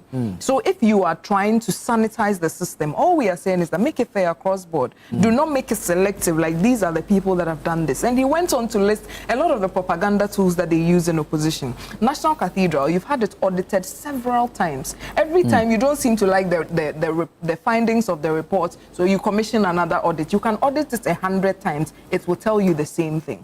Then he goes on to, what was the other, Edubwa, his case. I've already just told you that the main allegation that he bought some devices from Israel and blah, blah. The company in Israel has come to say they've delivered the things. So what is the basis of the charge? There's nothing more than a very concerted effort by the NDC to paint the MPP in a very black light when it comes to corruption, because that's the only leg they can stand on in a competition between the two parties. They never campaign on policy or on really how they can improve the lives of Ghanaians or how they can bring development. You see, in 2008, after His Excellency President Kufuor's term, about 30 MPP members of the previous administration were put before court by the NDC. That's what they wasted their whole period in government on, to prosecute this. Some people were taking off flights, blah, blah. How many successful prosecutions did they have of the 30 people they put through that? And in the same vein, they muddied them, said all manner of things, and painted them absolutely black in the eyes of the public, even before the matters were sent to court. To prove that somebody is corrupt or that something untoward has happened, it's not just the word of an NDC member who stands to gain something by accusing the opponent of something. That's just not the way it's done, and that's all I'm saying. And especially because we are both young politicians, Hamza, we are both coming. We do not want a situation where, because NDC will not be in government forever. There's no way that your government will be in power forever. You will leave. And at that point too, is it fair of me to come and say that, oh, Hamza, you have a really nice watch and you have a nice aura around you, so I suspect that you've stolen some money. Then you are dragged through the mud, all for nothing. That is not the kind of democracy we want. I do not believe that that's the kind of democracy that he and I, or like any young person in this country wants. We want a democracy that is focused on development. We want to come and sit here and we are talking about different ways to move the country forward, so that we stop all wanting to leave the country and all wanting to travel. It's because they've built a better economy, they've built a better system for themselves there, that they are comfortable there. That is what we should be focused on. But they spend half of their time accusing people of crimes that they will never be able to prove. So I am quite happy that all these things are happening. Let it go through court and let's see how many of these people you can convict. The 21 billion of which you've added 96 or so from the National Cathedral. But every day we have people from your government coming out to give one excuse or the other as to why it is not so. We've been told by the deputy AG that figure is not backed by evidence. Yes, they cannot get their story straight on this National Cathedral issue. But they used it as such an effective propaganda tool in opposition that now it has become an albatross around their necks. I hear they are commissioning another audit report. They will go through the big three of the auditing companies, and they will still not be satisfied with the findings that they bring, because they know themselves they were lying. A lot of these allegations that they are talking, they know is made up, or they go into the facts of the matter and they realize it's not like that. But you've already sung such a terrible message to the people of Ghana that you do more theatrics to back the ridiculous claims you've made. Nobody is against accountability. That has never been the position of the MPP. In fact, if you look at history and everything, we've always stood for that kind of accountability. We stood for clean politics, a clean democracy that is focused on the development of this country and not loot and share. But because of their inability to come up with cogent policy, something to campaign on, they always seem to come back and rely on these people are thieves, kick them out. You can look at the history of the Fourth Republic. Every time the NDC is campaigning to get the MPP out of government, their message is simple: these people are thieves, kick them out. Then they come, they are unable to prove these allegations. Just the same way, I'm sure in 4 years we'll come and sit here and I'll be asking Hamza where is the 21 billion, because we are very curious to see that somebody can take $21 billion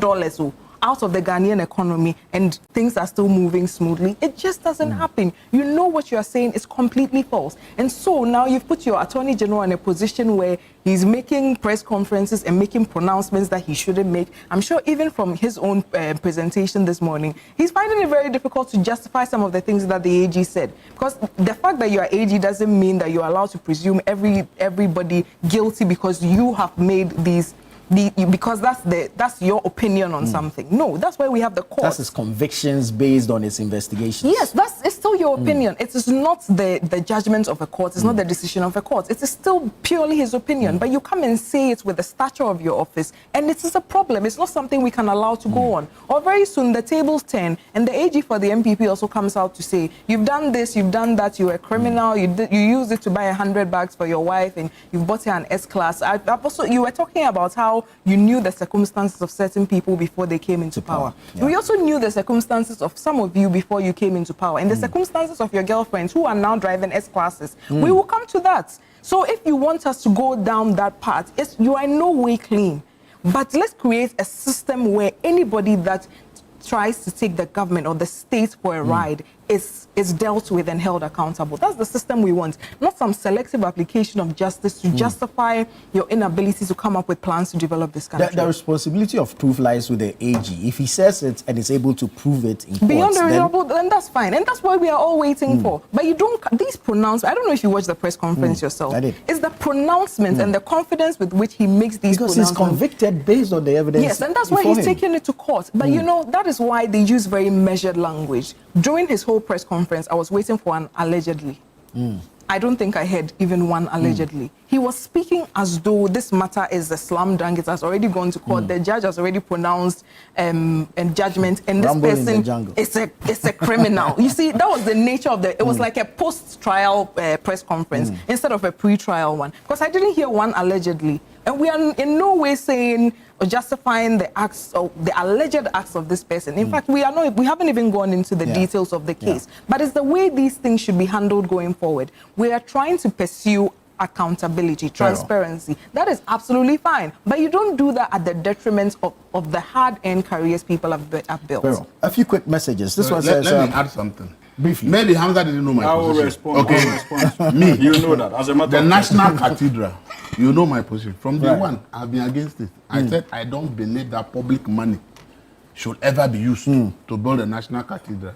So if you're asking about rage in shouting is no rage. Because we have shouted the Fourth Republic about corruption. It has brought us nothing. Do you understand? We've shouted about corruption in this country, in the Fourth Republic. We've not achieved any meaningful outcome of it. That's why I'm not interested about shouting about corruption. My point is simple. Let them go to the court and let the court deliver and know that this one is guilty or this is not guilty. It's not about me sitting here or somebody going to hold a press conference, AG calling somebody.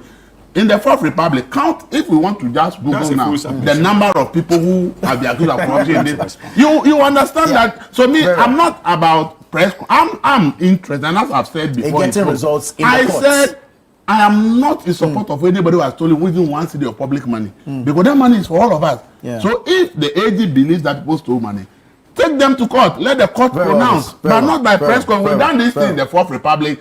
NPP is corrupt, then we vote them out. NDC is corrupt, we vote them.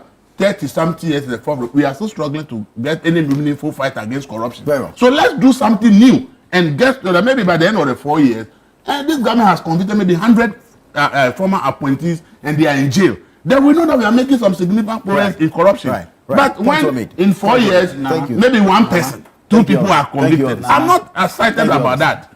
Nana, briefly, you see, it is exciting listening to my brother say that he's not interested in, but I was talking about his rage directed at a so-called imagination of the New Patriotic Party that the rules are being breached in terms of presumption of innocence. And I indicated that I was hoping that I could feel the same rage in terms of the quantums that we are being told that we have lost. And you see, this country must begin to ask itself the critical questions. I heard my sister say that there are examples of our girlfriends, because I'm including myself.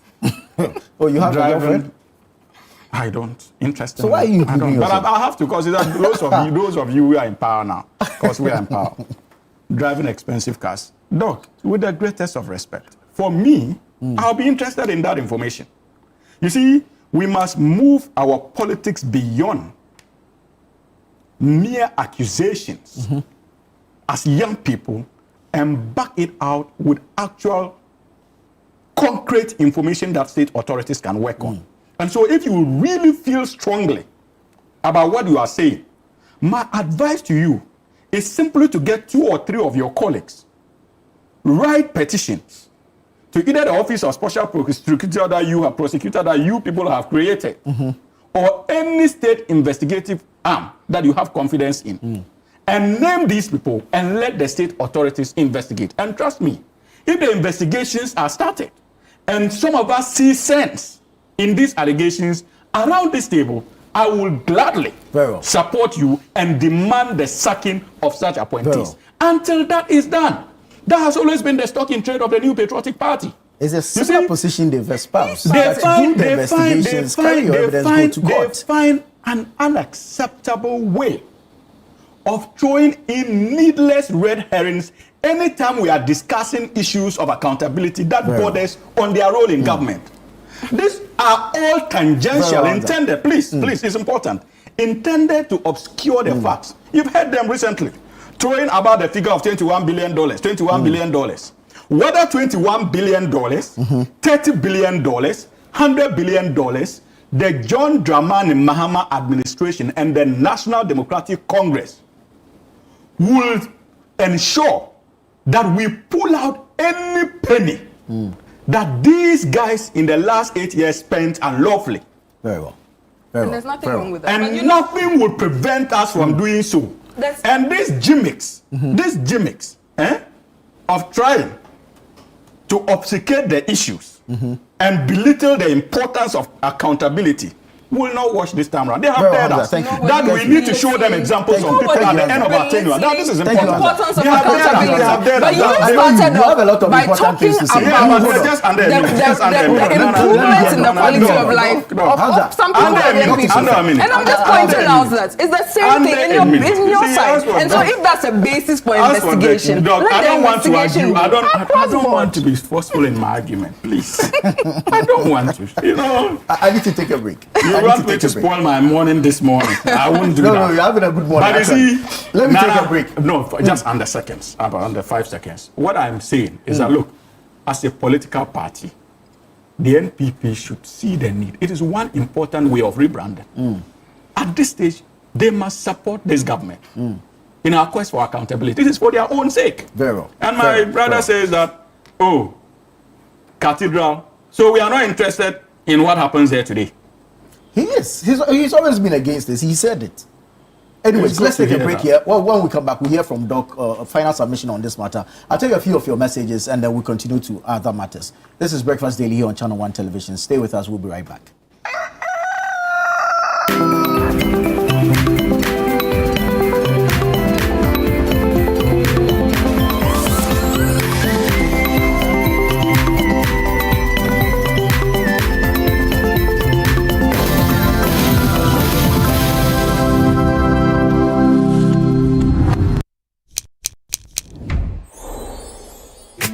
Verna is clean, fresh and safe.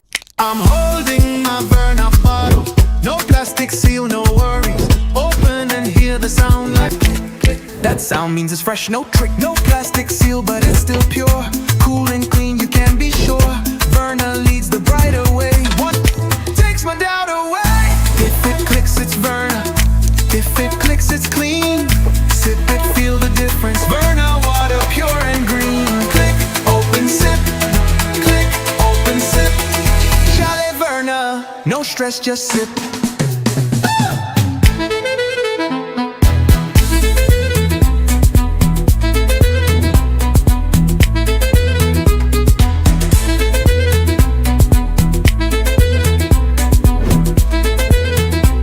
Jolly Verna, no stress, just sip. This advert is FDA approved. Distinguished ladies and gentlemen, please welcome the winner, President and Chair of the Board of the Trade Finance Bank of Africa, Afrexim Bank, Professor Benedict O. Rama.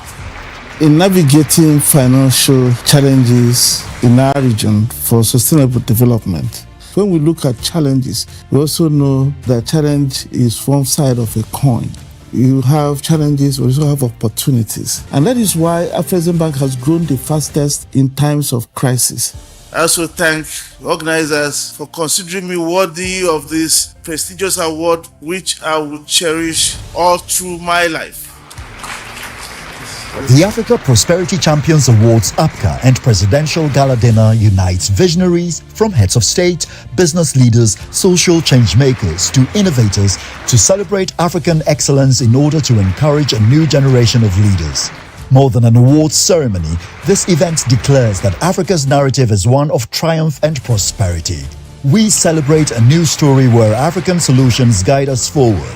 Each honor exemplifies the vast potential of our continent. The fourth edition of the Africa Prosperity Champions Awards and Presidential Gala Dinner takes place on February 6, 2026 at the Kempinski Gold Coast Hotel in Accra, Ghana. To attend, you may contact +233 536 098325 or send an email to protocol@africaprosperity.network. You may also visit africaprosperitynetwork.com for your tickets now.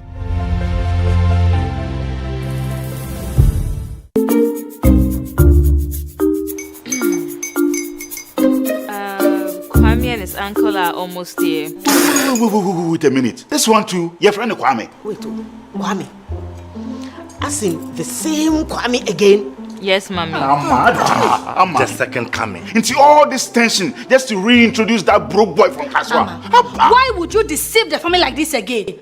Now I understand the whole delay. Trotro from Kaswa dear. Why wouldn't he be late? Obeying later. Of course.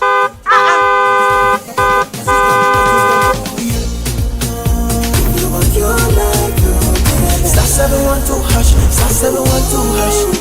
Yeah, you go be the luckiest. Coffee from Georgia be luckiest. From Natepia, cause she be luckiest. Yeah, you go be luckiest. No matter why you're luckiest. Everybody go be the luckiest. That's Kwame! Send your God the apple boom. If you put it so would the coming of the Son of Man be. Hey! Is that his car? Ha! Even now, your shadow the way designer. I use my own mouth to reject him. Oh, this is my mouth. Look at that. Kwame, my son. Now, tell me the truth. How did this all happen? Oh, mommy, a simple direction. Mr. Good Luck no check me way. Yeah, man. Easy car. Or dial star 712 hash. The devil is a liar. He picked his ticket and entered his lucky 5-digit number. How much birthday? Oh, how romantic. And he followed the prompts. Yes. And then boom. Confirmation test. One quick, pick 5 numbers for me, okay? I'm feeling like serving. Dial *712#. Choose your ticket. Enter your lucky number. Follow the prompts and let destiny handle the You see how they love you now? Yo, do you have family Pemasimono? Before December, may release a motivational album. Patapa, my super. This promotion is regulated by the NLA on the Caritas platform.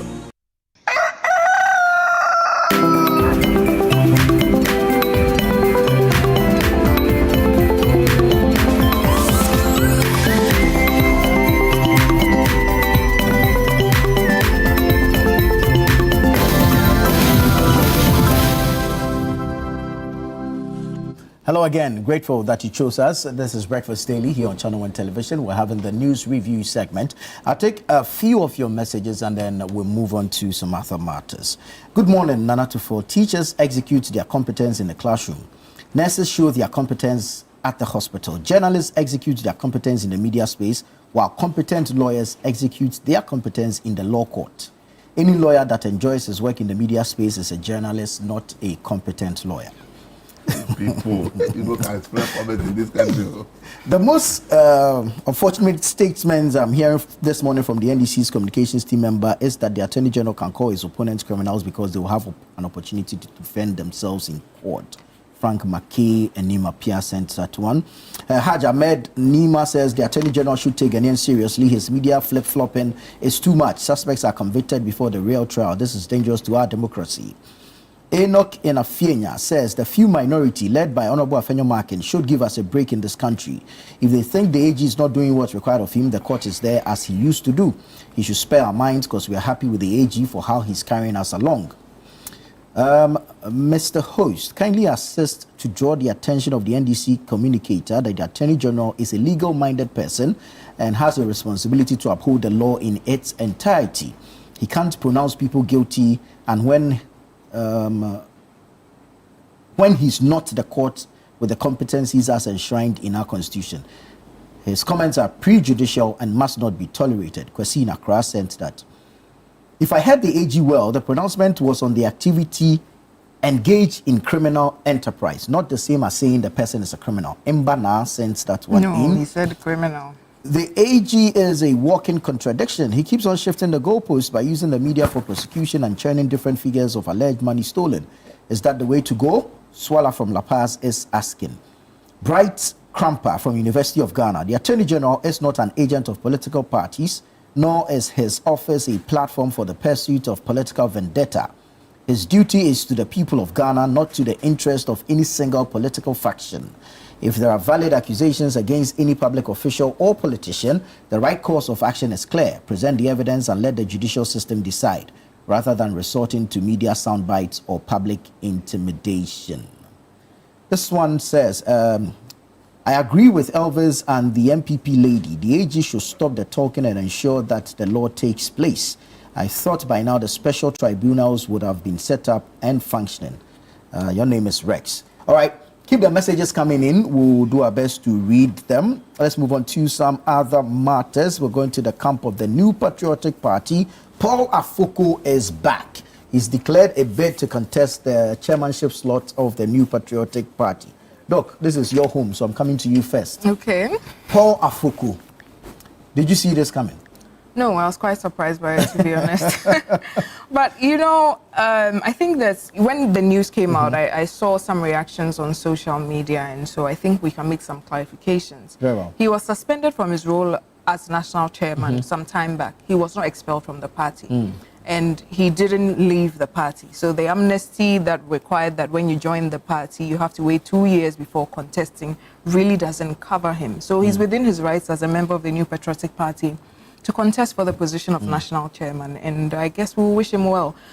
The key thing that we are all looking at is whether he still has that popularity in the party, because he left about 10 years ago, if I'm not 2015. Yes, that's a long time. A lot of us. He didn't leave. You said he suspended. He was suspended. No, I mean, when I say he left the scene, yes, he left the scene of MPP some time ago. So, like, I'm very eager to see the level of popularity that he has now. I think the the competition for the national positions in the party are getting really interesting. Some really interesting names are popping up. And so that's something that we will watch keenly, and we wish him the best. I think for the national chairman role, we've heard of himself, we've heard of Boakye Agyapong, we've heard of John Boadu, and then I think I've seen Nana Kumia as well. I'm hoping he also contests as General Secretary. But I think, anyway, these conversations are ones that we will have a little later, and there'll be time for that. Yes, and we can be more open on our stance on some of these things. But for now, I think he's within his rights to contest, and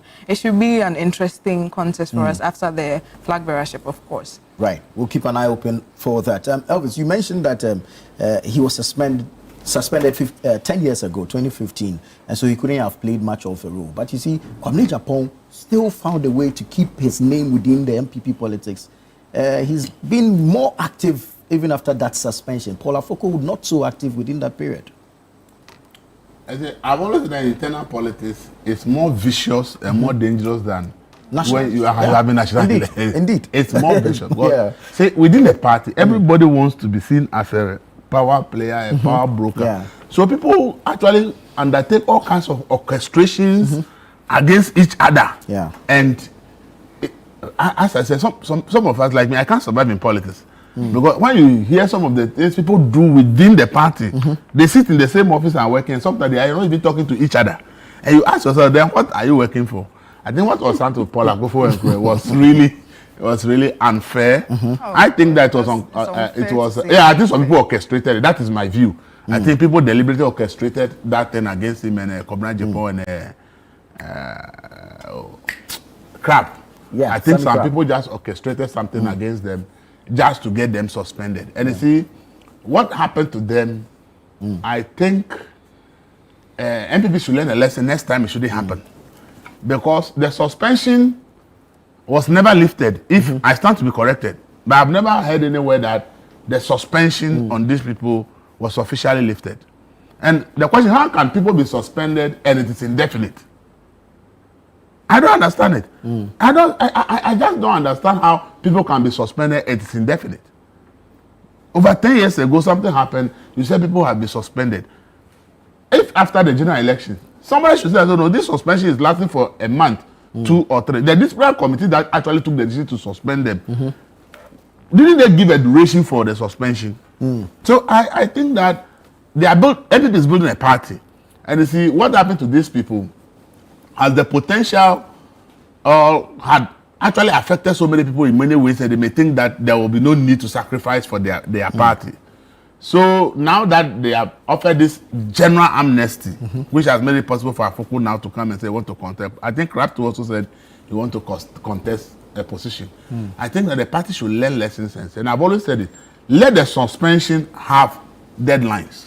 Okay? Once you are a disciplinary committee and you are taking a decision, the decision must be clear. The person is being suspended 3 months, 6 months, 1 year, based on the first A, B, C, D. After that, when the deadline is up, what steps should the person take, or what steps should the party take for the person to be restored as a full member of the party? In party, it is the numbers. Every single person's vote matters. And it is one vote, one person. So yes, people may do things that the person may say infringe on party rules. Yes, they need to be sanctioned. But the sanctions must have definite timelines. True. And I think that is something I've realized that in both political parties, you hear that people are suspended. But when you read the statement suspending, they never talk about when the suspension will end. Sometimes the trick is that the suspension comes around a time that the party might be going into elections. And so by the time you come back, elections have happened. It doesn't matter. See, you build confidence in your people if they know that, oh, this person is suspended for 3 months. People will get to know that even if I falter and I'm suspended, there will be definite time that I will be returning to the party. The party constitution should be able to state all this. So that's why I have a problem with the way the disciplinary committee took their decision. So I am saying that I'm happy that, say, in a political party, I say a political party like an NGO, nobody is paying anybody, apart from maybe national office or somebody. Everybody support the party and all those things. Nobody is when maybe party wins power and then you are lucky to get some appointment and you get some salaries and the rest. That's why you say you are benefited from your party. But until then, you are all dedicating your energies, your resources to support the party. So I think their sanctions should also be measured to know that the people you are sanctioning, it's not that you are paying them any salary. Right. These people have voluntarily committed their time, resources to support the party because maybe they believe in their ideals. And something happened and the person is suspended indefinitely. I think that parties need to reform. They need to refine some of the ways they go about it, because their process should be tilted towards actually bringing in more people rather than getting people out of the number. Afoko has contributed so much to the NPP. Comrade Japan did so much for the NPP. So if this people were even be suspended at the time, there should have been a timeline. I think that his decision to contest is good for the party because at least the semblance is that now he has some confidence that maybe the right things have been done and that he can return to the party for and become very active. That is how I see it. But if I were him, or if I was advising him, I would have asked that he just wait for this particular primaries to be back. They return to the party, play whatever role. Then maybe if there is the next elections within the party, you can go. But truth is that the chairmanship elections are going to be held maybe middle of next year because it's the flag bearership that is in January 31. But this one they have not even fixed date and the rest. So because I'm wondering that now that it's coming, what time will he have to campaign, go back to the people? Because we have all said it's like in the public space. Maybe underground he may be doing something we do not know. But in the public space, we've not really seen him involved in anything NPP publicly. So for me, I'm thinking that maybe that may have an impact on his campaign to become, but maybe to sympathy vote. People who believe that the way he was treated, they think it's unfair, may still to his side and think that he won an election as chairman. He was removed from office in ways and manner that many people have problems with. Probably that sympathy vote plays. He may become the next chairman. Optics actually matter in politics. You never know. He could be staging this one now to test the waters to stage a proper comeback in a subsequent election, but we never know. Hamza, from where you sit as an how do I put it? Interested part. What do you make of a comeback, staging a comeback? Paul Afoko. Nana, the politics of the New Patriotic Party. You see, you cannot talk about Afoko's decision to come back without references to the current position of the New Patriotic Party and the fact that this is a party that is clearly struggling.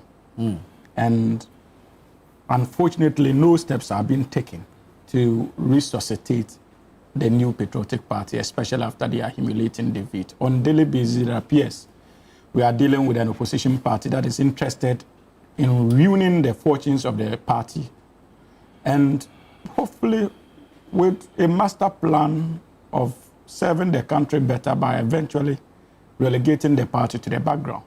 Because that would undoubtedly serve the Republic very well. But you see, Nana, I had in the past unmatched confidence in the leadership of Mr. Paul Afoko at the time that he was elected. And at this, I'm speaking as a Ghanaian and a concerned Democrat who is desirous of an effective opposition party. And I do not think, with the greatest of respect to him, that especially after he was ousted, he has done anything demonstrating enough zeal to fight for what he believes is right. And that is one thing that would go strongly against him in the contest. Look, for a national chairman of the biggest opposition party then to have been sacked by the flag bearer in the manner in which he was sacked, and he didn't put up any fight and went into hibernation for 8 good years. One begins to wonder. By the flag bearer was suspended by we the can leg. decide to dress it in whatever robes we want, but we know, as a matter of fact, that Nana Addo Dankwa Akufo-Addo was not comfortable with him, and it was Nana Addo who instigated their sacking. That's not very fair. That's the truth. Hamza, you know this how? Look, we can decide to play the politics, but you know that it was Nana Addo Dankwa Akufo-Addo who got Mr. Paul Afoko out. Yes, because you know. I do not know. So I'm surprised I don't know. No. That was communicated to us was a suspension based on a decision by for NEC. me, that is where my disappointment comes in, especially being a Northerner. I was disappointed that he went down so easily without putting up a fight. Because you see, in this life, we must stand for something.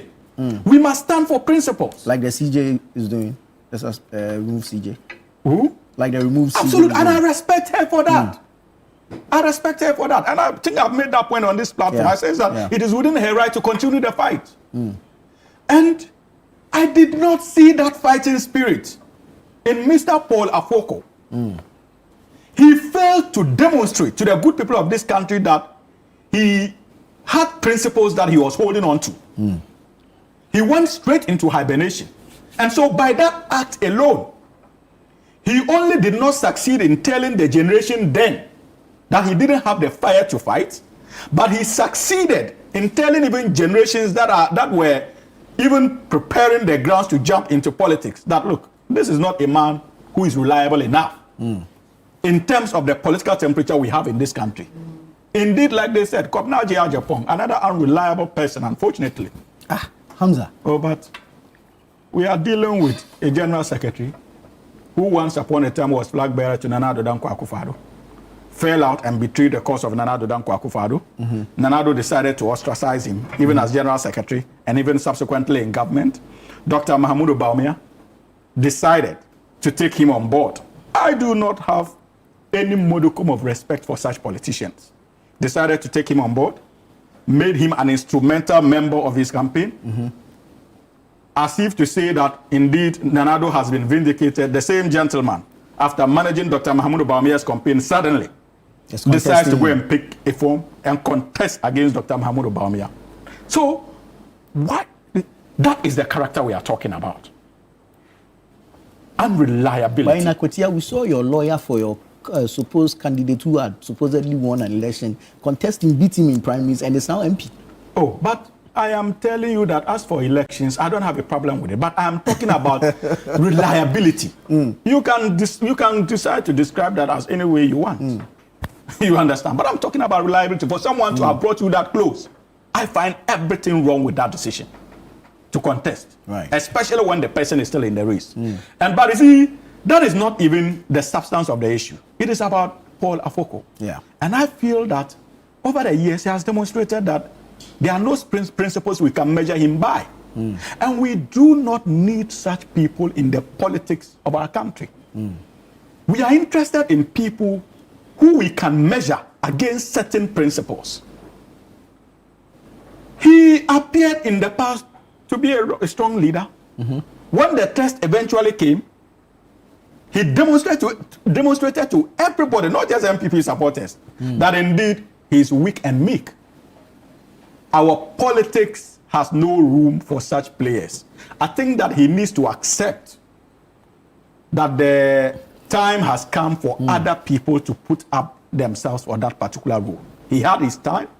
He failed to fight to consolidate his position. He lost it.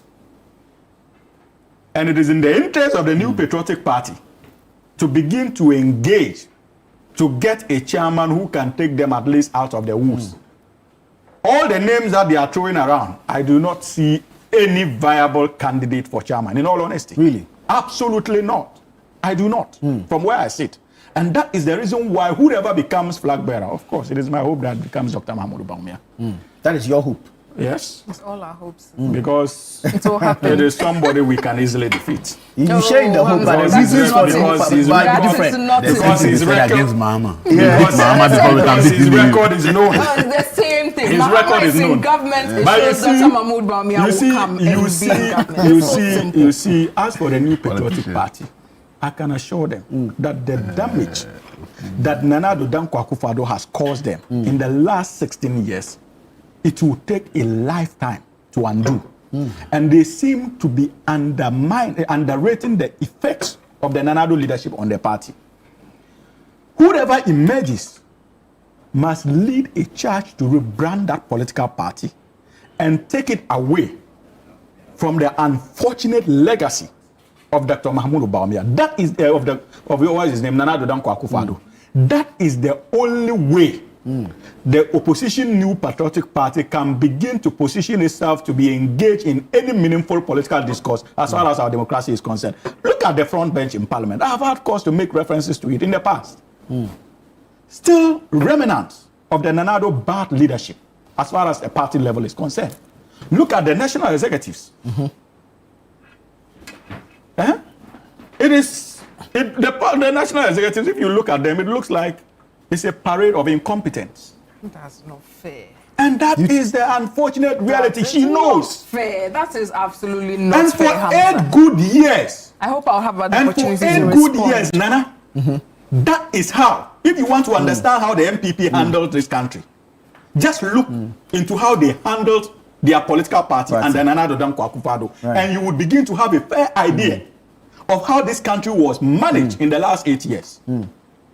Very well. Terrible. Doc, terrible. I'll give you the final minute on the party respond. leadership. You see, it's very, very interesting that the NDC continues to go on this tangent. Right? If you know anything about the history of the MPP, we started in opposition. We've always been the underdogs, and we do find our way to get back on our feet. When most of our great-grandparents and co were engaged in MPP politics, their leader at that time made it even illegal for political parties to exist. Yet they prevailed. They organized in small groups because they believed in the democracy and development of this country. That spirit is still there, and that's why we are still here.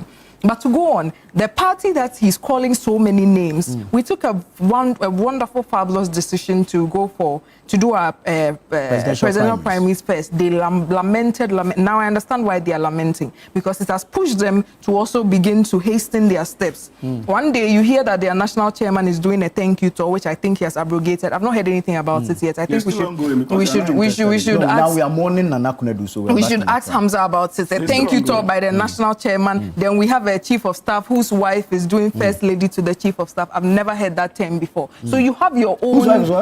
We've heard first lady to the chief of staff. You didn't see that documentary that came out that was cancelled? I find that. I don't think it's an official something. Yeah, but it came out. But that's the internal. That is the internal rumblings that's happening in the NDC. Pressure that they have bought from us for free. We were not even thinking about them in the scheme of things. Now to talk about the issue of what happened under Chairman Afoko and whatnot, I feel like the constitution of the New Patriotic Party was thoroughly tested at that time. It wasn't just a decision by somebody to remove somebody. There was grounds and basis for that removal. It went through the processes of the party. In fact, Paul Afoko took it to court. There was a court case on this matter. It went through the processes, and I believe that it's, as Hamza likes to rightly call, about testing systems and things. I believe it was a proper test of the constitution of the party with regards to the constitution of Ghana. And so it's in that basis, it is clear. And I feel like the NDC, they are speaking just the way we spoke in 2016. If you look at the tonation, the manner, the body language, and the confidence with which they speak. Politicians never learn. It is the same 2016 behavior. I remember telling somebody that NDC would be in opposition for 20 years, but today we are here. So very soon, Hamza, said that you'll be in opposition for very soon we'll be here, then you will be in opposition. We need to leave it here. I am convinced that your party has no we have a live feed we have to take. But thank you so much for your time. This has been the News Review segment on Breakfast Daily. I am Nana Tufuo-Boateng. Don't go away though, the show continues after this.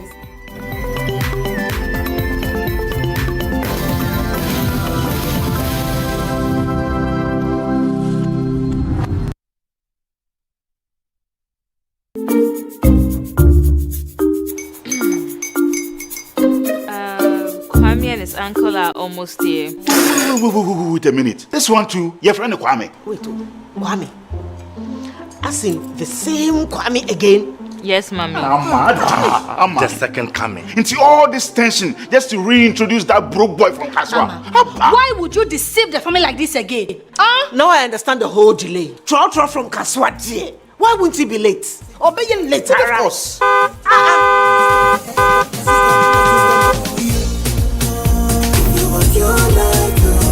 Star 712 hash, star 712 hash. Yeah, you go be the luckiest. Kofi from Georgia be luckiest. From Natepia, cause she be luckiest. Yeah, you go be luckiest. No matter why you're luckiest. Everybody go be that luckiest. That's Kwame! Send your God the apple boom. If you put it toye, so would the coming of the son of man be. Is that his car? Even now, your shadow the way designer. I use my own mouth to reject him. Oh, this is my mouth. Look at that. Kwame, my son. Now, tell me the truth. How did this all happen? Oh, mommy, a simple direction. Mr. Goodluck no chemi way. Eh? Yeah, man. Easy car. Or dial star 712 hash. The devil is a liar. He picked his ticket and entered his lucky 5-digit number. I'm his birthday. Oh, how romantic. And he followed the prompts. Yes. And then boom. Confirmation test. Come quick, pick 5 numbers for me, okay? I'm feeling like 7. Dial star 712 hash. Choose your ticket.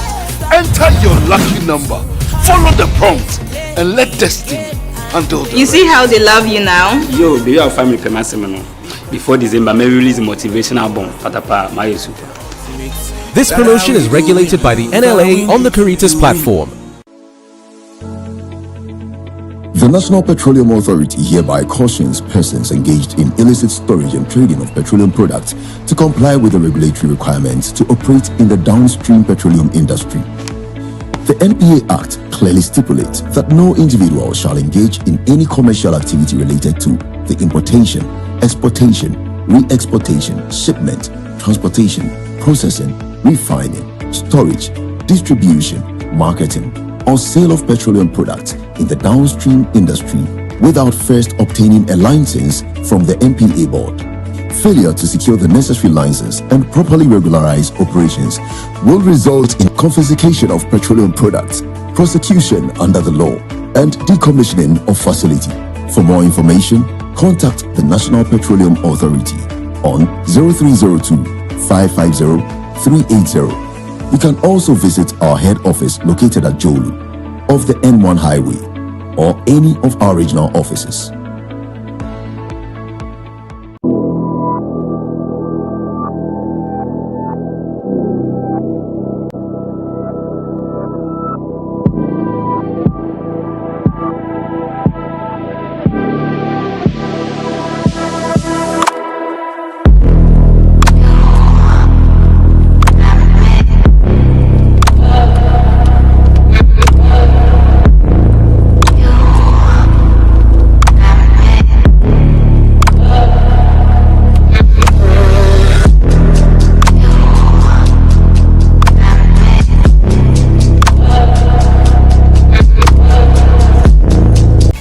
It's 1, 2, 3, and now 4. Ladies and gentlemen, get ready for a night of rhythm, culture, and pure Ghanaian energy. Inchinchim Band is back.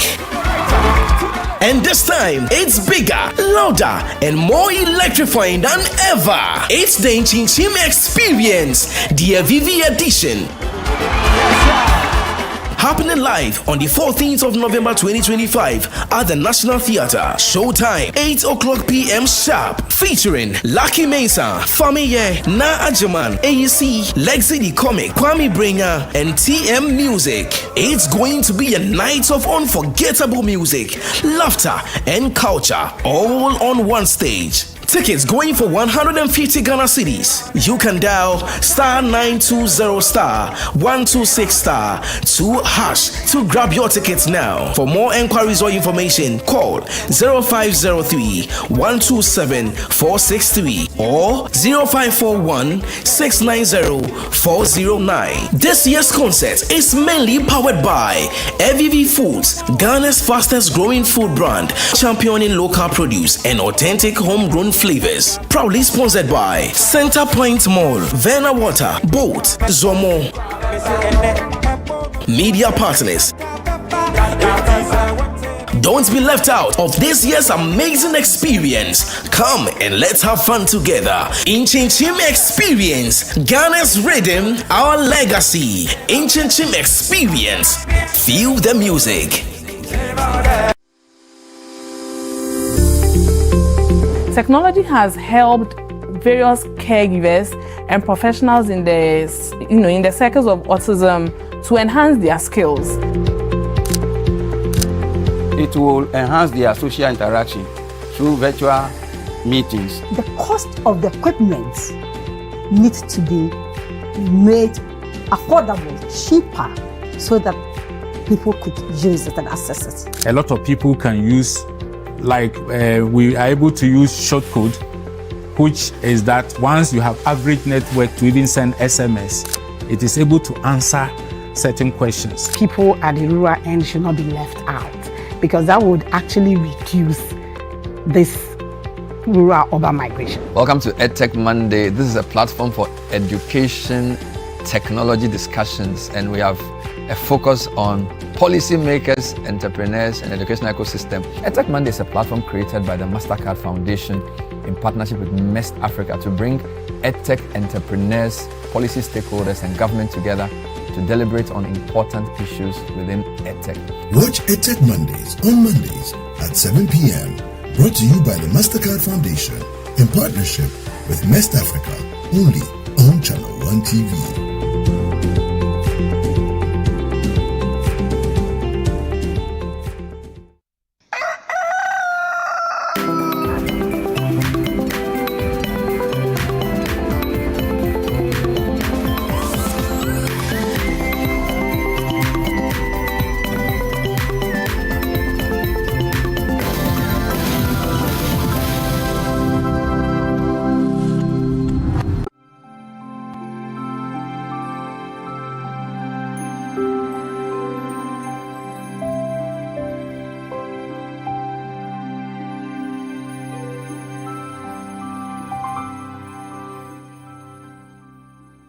All right, it's still a beautiful Wednesday morning, and it's still Breakfast Daily right here on Channel One TV. Of course, you already know that the show started up with Nana Tufo Boateng, and we are going to be taking you from now till 11 a.m. My name is Chris Carter. And I am Philip Milata. It's going to be an exciting one, so you have to stay with us here from now to 11. But we still want to thank you out there for the successful Northern Business Fair that happened over the weekend. We still want to say a very, very big thank you to you because it was the maiden edition, and certainly we're going to have subsequent ones in subsequent years. But you came out in your numbers. We want to thank our sponsors, patrons, and every individual that came there to support Channel One TV and also City 97.3 FM. Not to forget the Agri Fair that will be happening in the month of November. Yes. Agri Fair is going to be happening in the month of November, and this is the 2.0. We call it the 2.0 because the first one was a banger, and you asked for a second one, and this is the second one. And we'd like to remind you that it is going to be at the Ifwa Sutherland Children's Park. And of course, if you're a farmer, if you're into fish farming, poultry, livestock, and everything around those industries, this is for you. Come and sell to the people of Ghana. And also, it's going to be on the 28th to the 30th of November at the Ifwa Sutherland Children's Park. And it's totally free from 10 a.m. to 6 p.m. each day. The first one was exciting. We had fun. People sold, people bought. And this time, because Christmas is around the corner, of course, you know it's going to all be at a discounted rate. So don't miss it. Come and experience what Ghana has when it comes to the agriculture sector.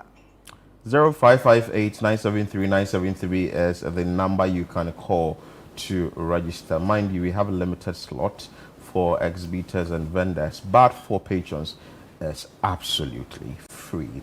Right. Let's tell you this. Channel One News app, you need to download it now because every information we put out there, you can just get it by one notification and voila, you can open and just read, get informed as to whatever we are doing in our day-to-day activity. So please go to the Google Play Store now, download or the App Store and download it now so you can get informed. Right. Today, just yesterday, there was a story on CNL. It's very troubling. I just don't want to believe that a market is engulfed in filth like that. And if you've seen a flyer that we put out there about the Subin River, I was asking Afis, is that a Subin River? Is that how small it's become? But filth has engulfed the place, and also we have to pay attention to sanitation. But let's bring you this report filed by our Middle Belt Bureau Chief, Hafiz Tijani, about the Subin River and also how filth is having an impact on day-to-day activities in the Kumasi Central Market. Let's bring you that report. At this open space at the Kumasi Central Market, these women sit close to a drain engulfed with filth. First-timers to this section of the market are welcomed with a stench, but these traders, although fullest aware of the health implications, they are more interested in their trade, defy the health implications to sell their wares. Kankan ne de so pa no bi kaye ahochere wa ma onsoso no ma mbedi de tine je yesole a ni abetinam to da kura ba hase na wontimi ntina itimi katakata ye hwene ansa ne atimi atena so bi kan wa ma e de na obedi sese how the blend sese to bi a wote hase a na etuba na ebon enso je yenya baabi ntinanti yetena mu saa unsuro ebi ayare ne sana me kase yenya baabi ntina ye nkola na didi mu sebe ye nkola na be ko school nti ye to aduro ni de agugugu ha sebe ye asent ni nkoye mu me nyale. Despite efforts by city authorities to clear the choked drain in commemoration of the National Sanitation Day exercise, the place has been filled up again. The traders blame the situation on the dumping of refuse into drains by residents in nearby communities during rainfall. Yani ade ye fa nwuranwu ade ni but nsuo to a na otie betwe fi ni nyina aba abegu ase tinkare nkaye ne ade nkaye adwen kura ne senka ban sisi dade ni bi kura ho no ma enke nu sense bola no store ne be ba na gu nanim na nko apra nsuo ni mfa entra efi ni nsuo to a efiri soro ho efiri eso alaba so ho ebu basa na begugo tan anti ha umutimi yi timi epepla ha nyina ne yi efi ni so se nsuo to a efi de no an efi ni ba bebre na begugo tan. Drivers at the nearby lorry terminal also accused the traders of worsening the sanitation situation at the area. Wabana ayuma afele bola na wi so say anyi ma anya mana edisa mana nka bola ni ha wo ba ma wo mu bo say bola ni de ma na eba so mintu fa bola ma no titiru ma titiru na de bola ba bo se no be jan bola anopai me ba no bi de agechire bola obotom no de toya. Visitors to this market express worry about the sanitation situation. If the place is unhealthy, you would think that, oh, this is not my house, but you are sitting here, you eat here, you sell, and then everything. It affects our health indirectly or directly. Oh, personally, when you are passing by and then you see the place, it's really not nice. I mean, seeing the place and then the smell it comes with it also affects you. So it's really a problem here. If you look at it, they sell fruits, food and everything. Some even sit and eat here. So it's a concern, seriously. It's really a concern. Bola na ye tantanta de tuntum e kai me enye Maria bebre. Ana Maria so wo hono mo se amanu mu sika sem so adin, edwuma mu so adin. Obanye sika kra na sa de akosa ho yare. Ade amato he ma mu nyina o mo gira hi. Omo bure. The Sanitation and Environmental Department of the Kumasi Metropolitan Assembly says it is stepping up engagements with traders and will soon deploy a task force to arrest offenders.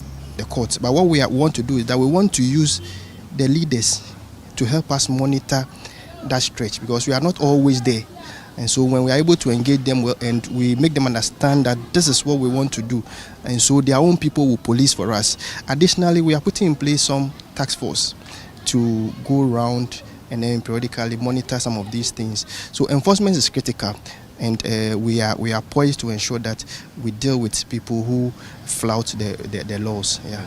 Meanwhile, Kumasi Mayor Richard Ofori Ajiman Wedi is lamenting how funds meant for the construction of critical infrastructure are being channeled to tackling sanitation issues within the metropolis. He blamed the worsening sanitation situation within the Kumasi metropolis on what he called uncouth attitude of some inhabitants despite efforts by the assembly to improve the city's sanitation situation. It affects our ability to provide essential municipal and metropolitan services that Kumasi so much needs. Currently, all our 14 second cycle institutions are in need of emergency infrastructure, but we have spent virtually all our resources on waste management. So the few that has to be done, we have to run to Accra, go to get fund for them to assist. If we had the money here, would be assisting our schools that are in serious need. So what I'm saying is that your child will go to school. My child will go to school. Let us not create so much field such that we use so much money to deal with the situation, and then when it is time for your child to go to school, you go to the boarding facility and it is not habitable. It is our own creation. Until the public changes its attitude on sanitation and the authorities enforce the laws, the situation will soon get out of hand. Now, traders and drivers here are trading blames among each other on who is causing the filth here. But whatever be the case, authorities must step up efforts to ensure the bylaws on sanitation works. Hafiz Tijani, Channel 1 News, Kumasi Central Market, Ashanti Region.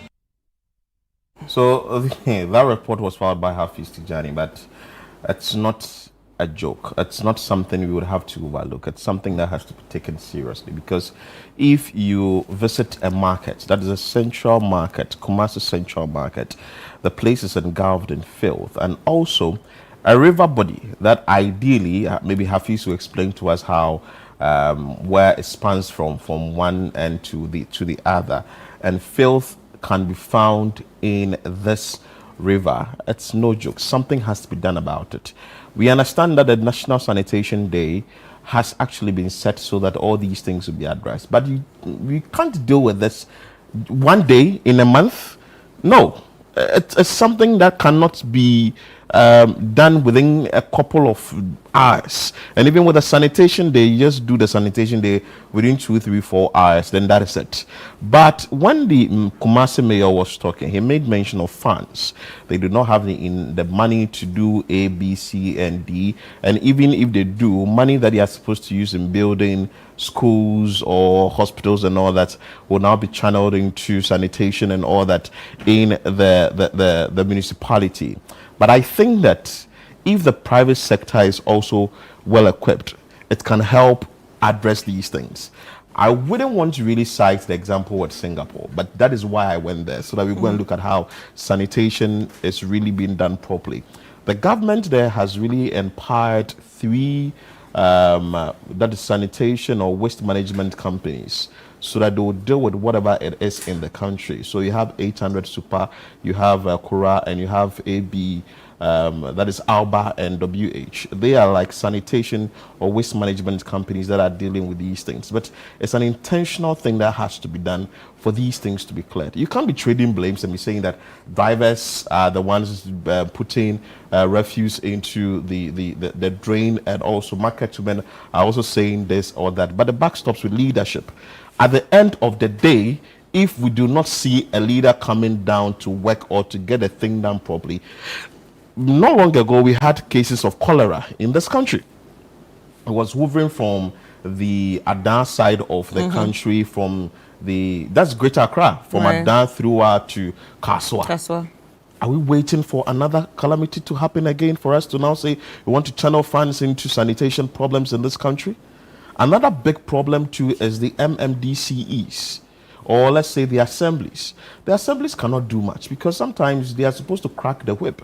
You go there, you notice that somebody is doing something that is not good, you would have to sort of sanction the person. Yeah. But they're also tight-lipped because for all you know, people are also playing politics with these issues. But you are supposed to clear the people along where it is, which is maybe the Subin River or an environment that you think is not properly well managed when it comes to sanitation, then action must be taken. Yeah, I actually understand what you're saying, but I also think that we as a people need to do better. We as individuals, people that sell in that market, people that drive around that area, it starts with us too. In as much as we want the government to do so much or manage it in a certain way, the government can try, but if the people do not cooperate, it will still not work. Yeah. So I think it's a collective effort at the end of the day. In as much as we want the government or we want to hold them accountable to handle some things or say put things in place to handle sanitation, the people need to cooperate too. They need to understand. I'm sure in Singapore, people also cooperate. Yeah, the cooperation is top notch. But you know what? If you do not enforce the law, people will do whatever they have to do wrongly. Yeah, let me ask you a question. I was not there. You were there. So maybe we should have the pictures of the Subin and the Kumasi Central Market on the screen so that the viewers would appreciate what we are talking about more when it comes to the sanitation in that area. Right. So when we look at this market, or comparing it to where you were or where you went to, would you say like there were basic trash cans around?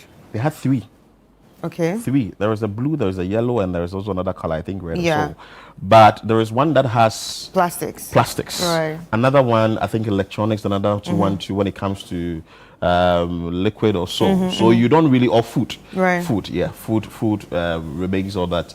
So you don't mix the plastics with whatever the rest carries. Right. So there is already a segregation that has been done. Waste segregation before it gets to the recycling point. And how many of these trash cans do you see around you?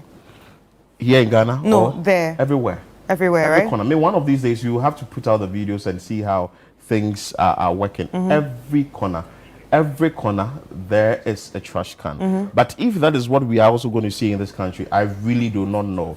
Because now the bigger issue is how to deal with these things on the ground and also get the private sector to also work well and crack the whip. Enforcement is very important. But let's speak to our correspondent and also the Middle Belt Bureau Chief, Hafiz Tijani, who filed this troubling story. I think it's very troubling because, see, we are sitting on a time bomb. If nothing is done about this, eventually we will have problems with health and all that. Hafiz Tijani, good morning. Well, we are still working the lines to bring Hafiz Tijani on and speak to him and get him to explain to details how long this issue has been like this within the Kumasi Central Market. It's a market, and ideally people would go there and buy food items and buy fruits and all that. The interview, one of the interviewees made mention of the fact that people sit close to the drain and sell fruits. It's so pathetic. It's so pathetic because it's like, I don't know, would I call it ignorance or I would call it just because of hunger? People just do not even think about their health. The law enforcement agencies are not working. Chris, if they are working, it's difficult. Maybe it's easier said than done, which it is. But if really the law enforcement agencies are working and we would want to take action on these things, it should be done. It should be done. So, because even driving to work or coming to work, you see along some market or some stations, filth got all over the place. Yeah. And the big question is the sanitation day, which is one day, going to solve all this? It will not work. You don't have a national sanitation day and you tell us that just one day you would use to clear filth or you clear drains and you would get a place clean. We are sorry if you are eating this morning, but this is a very big issue you would have to deal with, because at the end of the day, when you eat your wache in your park, you don't really know where the park lands. And this is something that authorities must work on. Right. Because if we're here where, we're here where the President John Dramani Mahama made mention that there's going to be a ban on styrofoam. And after that, we haven't heard anything again. You know, these conversations always come up every year with the ban of styrofoam, and then nothing happens. We're still using it. The noodle seller is still using it. People are still buying from it. Because I feel like it only comes up when the topic comes up in another country, and then we remember it that, hey, okay, we're still using styrofoam here. Let us also ban it. And then we do not ban it. because I know there are so many activists, like climate activists that have been, or environmental activists that have actually been calling for the ban of this. And they are in Ghana here. They have been calling for the ban of this, but yet nothing has been done. So, like, I think I agree with you. It's just understanding how to manage waste. I think a lot of people, sometimes we know that, okay, this trash is not supposed to be here, but we've left it there. And the question is, what are we going to do with it? That is the problem. I think they have not yet answered what are we going to do with the trash? If they answer that question, what are we going to do with it? I think then they would, be proactive. And I also think about education must go down well, exactly. so that people will be well informed about how to really manage waste and the end result, the ramification if we do not manage waste well. But I think it should be fine. Yeah. But Hafiz is joining us live. Hafiz, good morning. Hafiz, good morning. The network is breaking. Okay, so unfortunately, we are trying to work the lines to bring Hafiz on. Hafiz, if we do not get him via Zoom, we can also use a phone call so that we can speak to him extensively for him to explain to details what really it is when you go to the Subin area, that is the river. Because what I'm seeing on the screen, I'm not seeing a river. I'm really seeing. I was still looking for the river. The river. I was still looking for a river. Like, what river are we talking about? Is the place called River, or there's an actual river? Question. And the place is really choked with filth. Yes, this is what was shot yesterday. And the big question I'm asking is, if the authorities are saying that we are, that means we are not ready. We are not doing it yet. We're not. We should do it now. See, if we do not get this thing done, people go there, buy foodstuff, take it to their homes, and then cook. Consume. Yeah. And after consuming this foodstuff or consuming whatever it is, the next question is, if there is a health implication, do we even have the needed facilities to even hold? At the end of the day, people do not realize that when trash is decomposing, some gases are emitted out of it, and these gases actually can cause health problems.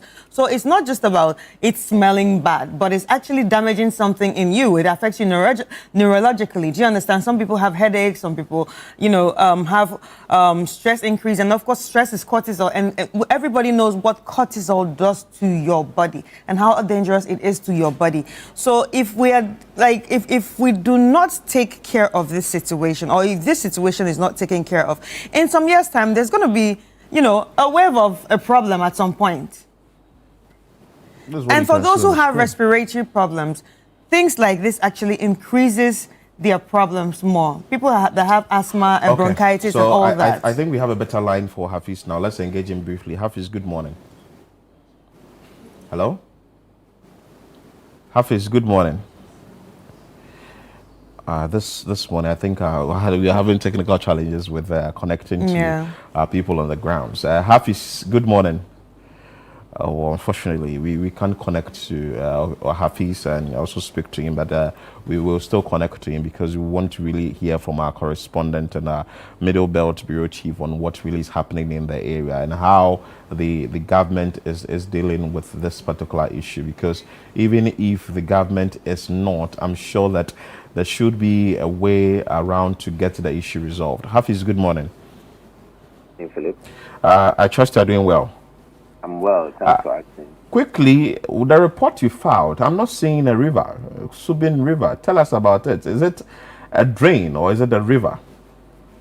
Okay, so it is called Subin River, and it's from the Edum area, then it connects towards the, coming towards the Central Market area. So within the Central Market, because structures have been built, so the river passes through that area. But a drain was constructed because of the commercial nature of the place, the Central Market and the Central Business District. So they had to construct a drain where the water can go through the alley. So the drain also, or the river also extends to areas like Amekum, to Asafo, then to Askwa. Then you have it extending all the way to Ahensan.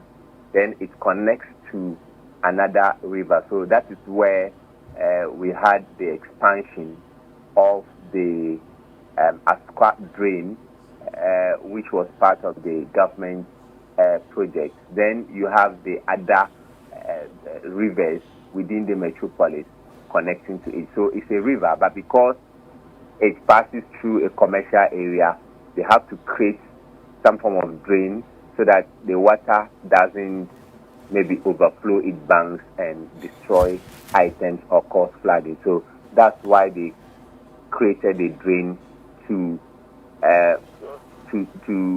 ensure that the movement of the water is controlled. So when you go to the Asukwa area, you see that because that area is not so commercialized, and they have made the drain very wide, and the river passes through, the water from the river passes through that area. But this area we are talking about is also part of the extension of the Tubing River. All right, so you talk about the fear of overflowing. That's why they actually built this place, the drain. But at the end of the day, I want to ask you, from what we are seeing, is it moving? Is the water moving at all? Or is just static right now because of the trash? Yes, the water is not moving because of the filth that the choked drain. That is why the water is not moving. But when they had come during the National Sanitation Day to desilt the place and also clear the mess over there, the water was moving. So water that is coming from the activities of traders from the Edum area to the central market areas, it's all moving to the Asukwa area. So just recently, there was also a work that was done around the Asukwa area, the extension of that river too. Right. That area was also engulfed with plastic bottles. So later, the assembly liaised with the Asukwa Municipal Assembly. Then they took some equipment there, some machines there to clear that. So when you go to that section of the river or the drain, the water moves and flows freely, especially when it rains. So for this place, because the place is choked, because they have dumped so much refuse in it, when the water comes, it overflows because it doesn't find any way to go. The water overflows and floods the market area. So when it rains heavily, sections of the market is flooded because of the nature of the drain. And where they created the drain, where these traders are, there's a kind of bridge there. So the bridge is also so narrow that the water cannot find its way because of how they have dumped the field in it, and it is choked. Right. So when the rain falls, is there a possibility that it actually connects to a larger water body? You know, because you mentioned that it flows to a certain river and, you know, other places connect. But is there a possibility that some of this trash also flows into a larger water body? Yes, it does, because the assembly or the observation the assembly has made is that people wait, they pile their refuse and wait until when there's rainfall, then they dump into the drain. So the traders are also saying that these plastics or these refuse we are seeing in the drain now is not their making. It's people who have also dumped from other areas, other communities that also link to, that have their drains linking to this major drain, and all the filth is coming together there. But because of the pressure that cannot carry, the water cannot carry the filth across, it's choking. But sometimes when you have the place being cleared and they are not dumping so much to choke the drain, when it rains, you find that all the refuse will be moving to the other areas. So, like I said, it connects through the Asapo area and goes through the Asukwa area. then to Ahinsan. So you have the plastics also going there. And recently I mentioned that there was the plastic waste that engulfed a major part of the Subin River around the Asukwa area, that the assembly had to come in, the two assemblies had to come in to clear the place. Hafiz, I just want to ask you this quick question. Do the market women pay tax when it comes to maybe to the assembly and for waste collection too? How often do they embark on an exercise to clean the market or to clean the drains? And how effective is the assembly too, from what they told you? Well, so for the assembly, for their cleaning, it was done in the morning, but they saw that if they had cleaned in the morning, then the traders would come and go about their activities, and it was littering the place. So they adopted the night cleaning some years ago, and that was yielding results. But even now, some of the areas, when there's night cleaning and you go there the next morning, you think that nothing has been done. So that has been a concern from the assembly. They say that it's just the attitude of the people that is not changing. But for the drains, it's not done so periodically. Unlike the general cleaning or the daily cleaning they do at the market area. So when you go to the central business district, so from 7, the night cleaning starts to somewhere 10 p.m. Then they have trucks that will come and then put all these refuse from the market centers or the business centers into the containers. Then they go and dump them. But the assembly is also saying that so people wait if they see that the trucks have come, and after the collection is done, then they come to dump or put the sacks filled with refuse from their shops and put them, thinking that the next day the assembly is coming to take them. So when you go to the zoo area, heading to the KJT area, the night cleaning is being done, but you still find spills in the morning, and that is a source of worry. But for the traders, they believe that the assembly could have done like some, or erected some metals that could stop the spills from coming to other from other places, coming into the major drain, so they can control the spills.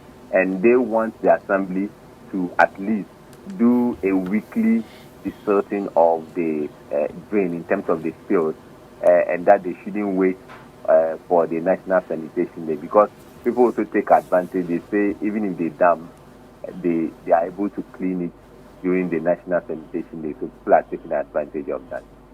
Beautiful. Hafiz, thank you so much. We are grateful. At least we've been able to talk about the issue at the that is the Kumasi Central Market. We would have wished to speak to other individuals on the list. That is the Eugene Amu Asamwa, who is the Ashanti Regional President of ESPA and the Business Development Management for KCAP. But definitely we will speak to him, and also Kweku Poku, who is the Environmental Health Officer for Kumasi Metropolitan Assembly. But for now, though, we'll have to cross over and bring you a feed from ADEA, which has to do with education. We understand the Education Minister currently is addressing the congregation or the audience. Let's bring you that feed after we have more conversation on sanitation issues on the show. Come in to do the formal opening of the triennial on behalf of Excellency John Dramani Mahama. So what I need of you is your understanding to tweak the program just momentarily in order that we await the Vice President arrival for the keynote and formal opening of the triennial. But once again, to thank ADEA and all of you for accepting to be in Accra, feel at home whilst away from home, enjoy our cuisines, and have a walk through town. If for nothing, you can visit the Kwame Nkrumah Museum and other sites of attraction across Ghana. So the understanding this morning will be to proceed, get our resource person to commence the discussion on education financing. But admittedly, you are all here because you care about the future of the world, because you care about the future of education outcomes, and because you care about us establishing technical benchmarks that allows us to provide digital quality education, respond to gender disparities, geographical differences, and ensure that the vulnerable and disadvantaged are fully represented. So, Madam MC, to all of you I say Akwaba, but I'll do the proper Akwaba when the Vice President arrives. So, colleague ministers, if I haven't recognized you, I'll do so properly when I have another opportunity. Akwaba to you all, and welcome to Accra. Thank you very much.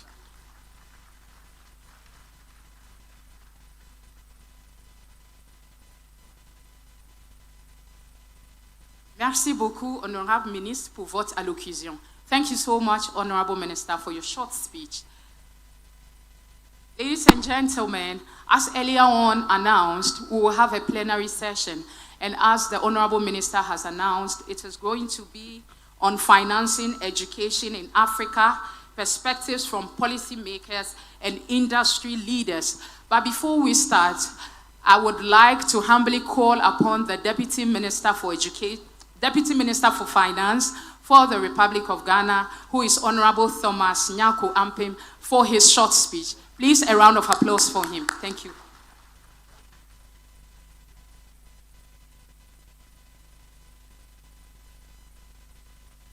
Thank you.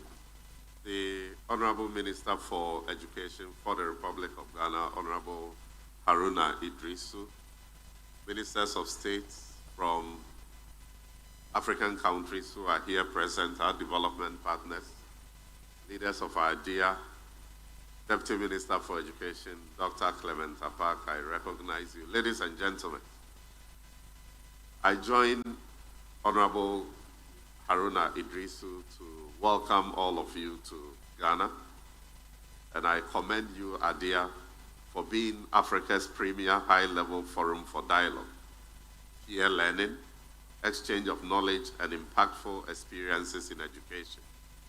I'm certain that due to the richness of the stakeholders who have gathered here for the 2025 triennial hosted in Accra, will in substance and organization improve upon all the previous 3 held in Ouagadougou, Dakar, and Mauritius. I bring you warm greetings from the Honorable Minister for Finance, Dr. Kasil Atto-Forson, Minister for Finance for the Republic of Ghana, on whose behalf I address this gathering. Ladies and gentlemen, despite our shared deep interest in education, my experience in and passion for education sector must have added to my minister's comfort in choosing me to be here today. I trained as a teacher, and so anytime I meet people who have passion for education, I say I have met people of my kind. Ladies and gentlemen, I therefore feel pleased that I have the opportunity to address this distinguished assembly under the theme, Reimagining Education Financing in Africa in the light of shifts in the global funding landscape. This theme is a clarion call to action, urging us to rethink our priorities, innovate with courage, and make bold choices to secure education for the future of our continent. I am most certain that the emergent strategies to finance education from today's engagement will profoundly influence the trajectory of our continent for generations to come. Distinguished guests, the history of socio-economic development of countries across the world shows that education is always a cornerstone. Nations and regions therefore continue to focus on improving access to and quality of education. Indeed, education has been the basis of some of the most important partnership frameworks between developing and advanced countries. And here I speak of the several international frameworks, including the World Declaration on Education for All initiative by UNESCO in 1990, as well as United Nations Millennium and Sustainable Development Goals, all of which demonstrate strong focus on improving education. Quite naturally, Africa has had its share of development support on the education front. According to the OECD, over $500 billion has been disbursed as aid to education through bilateral and multilateral agencies, with much of the disbursements to Africa. Despite the promises and the expenditure, the World Bank recently declared a learning crisis. Data shows that very large numbers of young people in Africa are not achieving minimum learning standards. The fact is, progress in closing the educational gaps between Africa and the rest of the world and between countries in Africa has been disappointing slow. Therefore, accelerating the pace of progress and bringing the gaps must be the first order priority for Africa. Africa's youthful population estimated at nearly 420 million under the age of 25 requires that we invest significant resources in education. Moreover, we are just 5 years away from the SDGs deadline, and we have Agenda 2063 in focus. Thus, Africa is in a race for its economic fate and future. It is a race against time, a race we must win. Even before Africa increases its speed in the race, the continent faces a dual and present challenge: insufficient domestic funding and a sharp decline in external assistance. The Global Education Monitoring Report reveals that African nations spend on average 4.6% of GDP on public education. Although this expenditure is within the global threshold of 4 to 6% of GDP, the truth is that it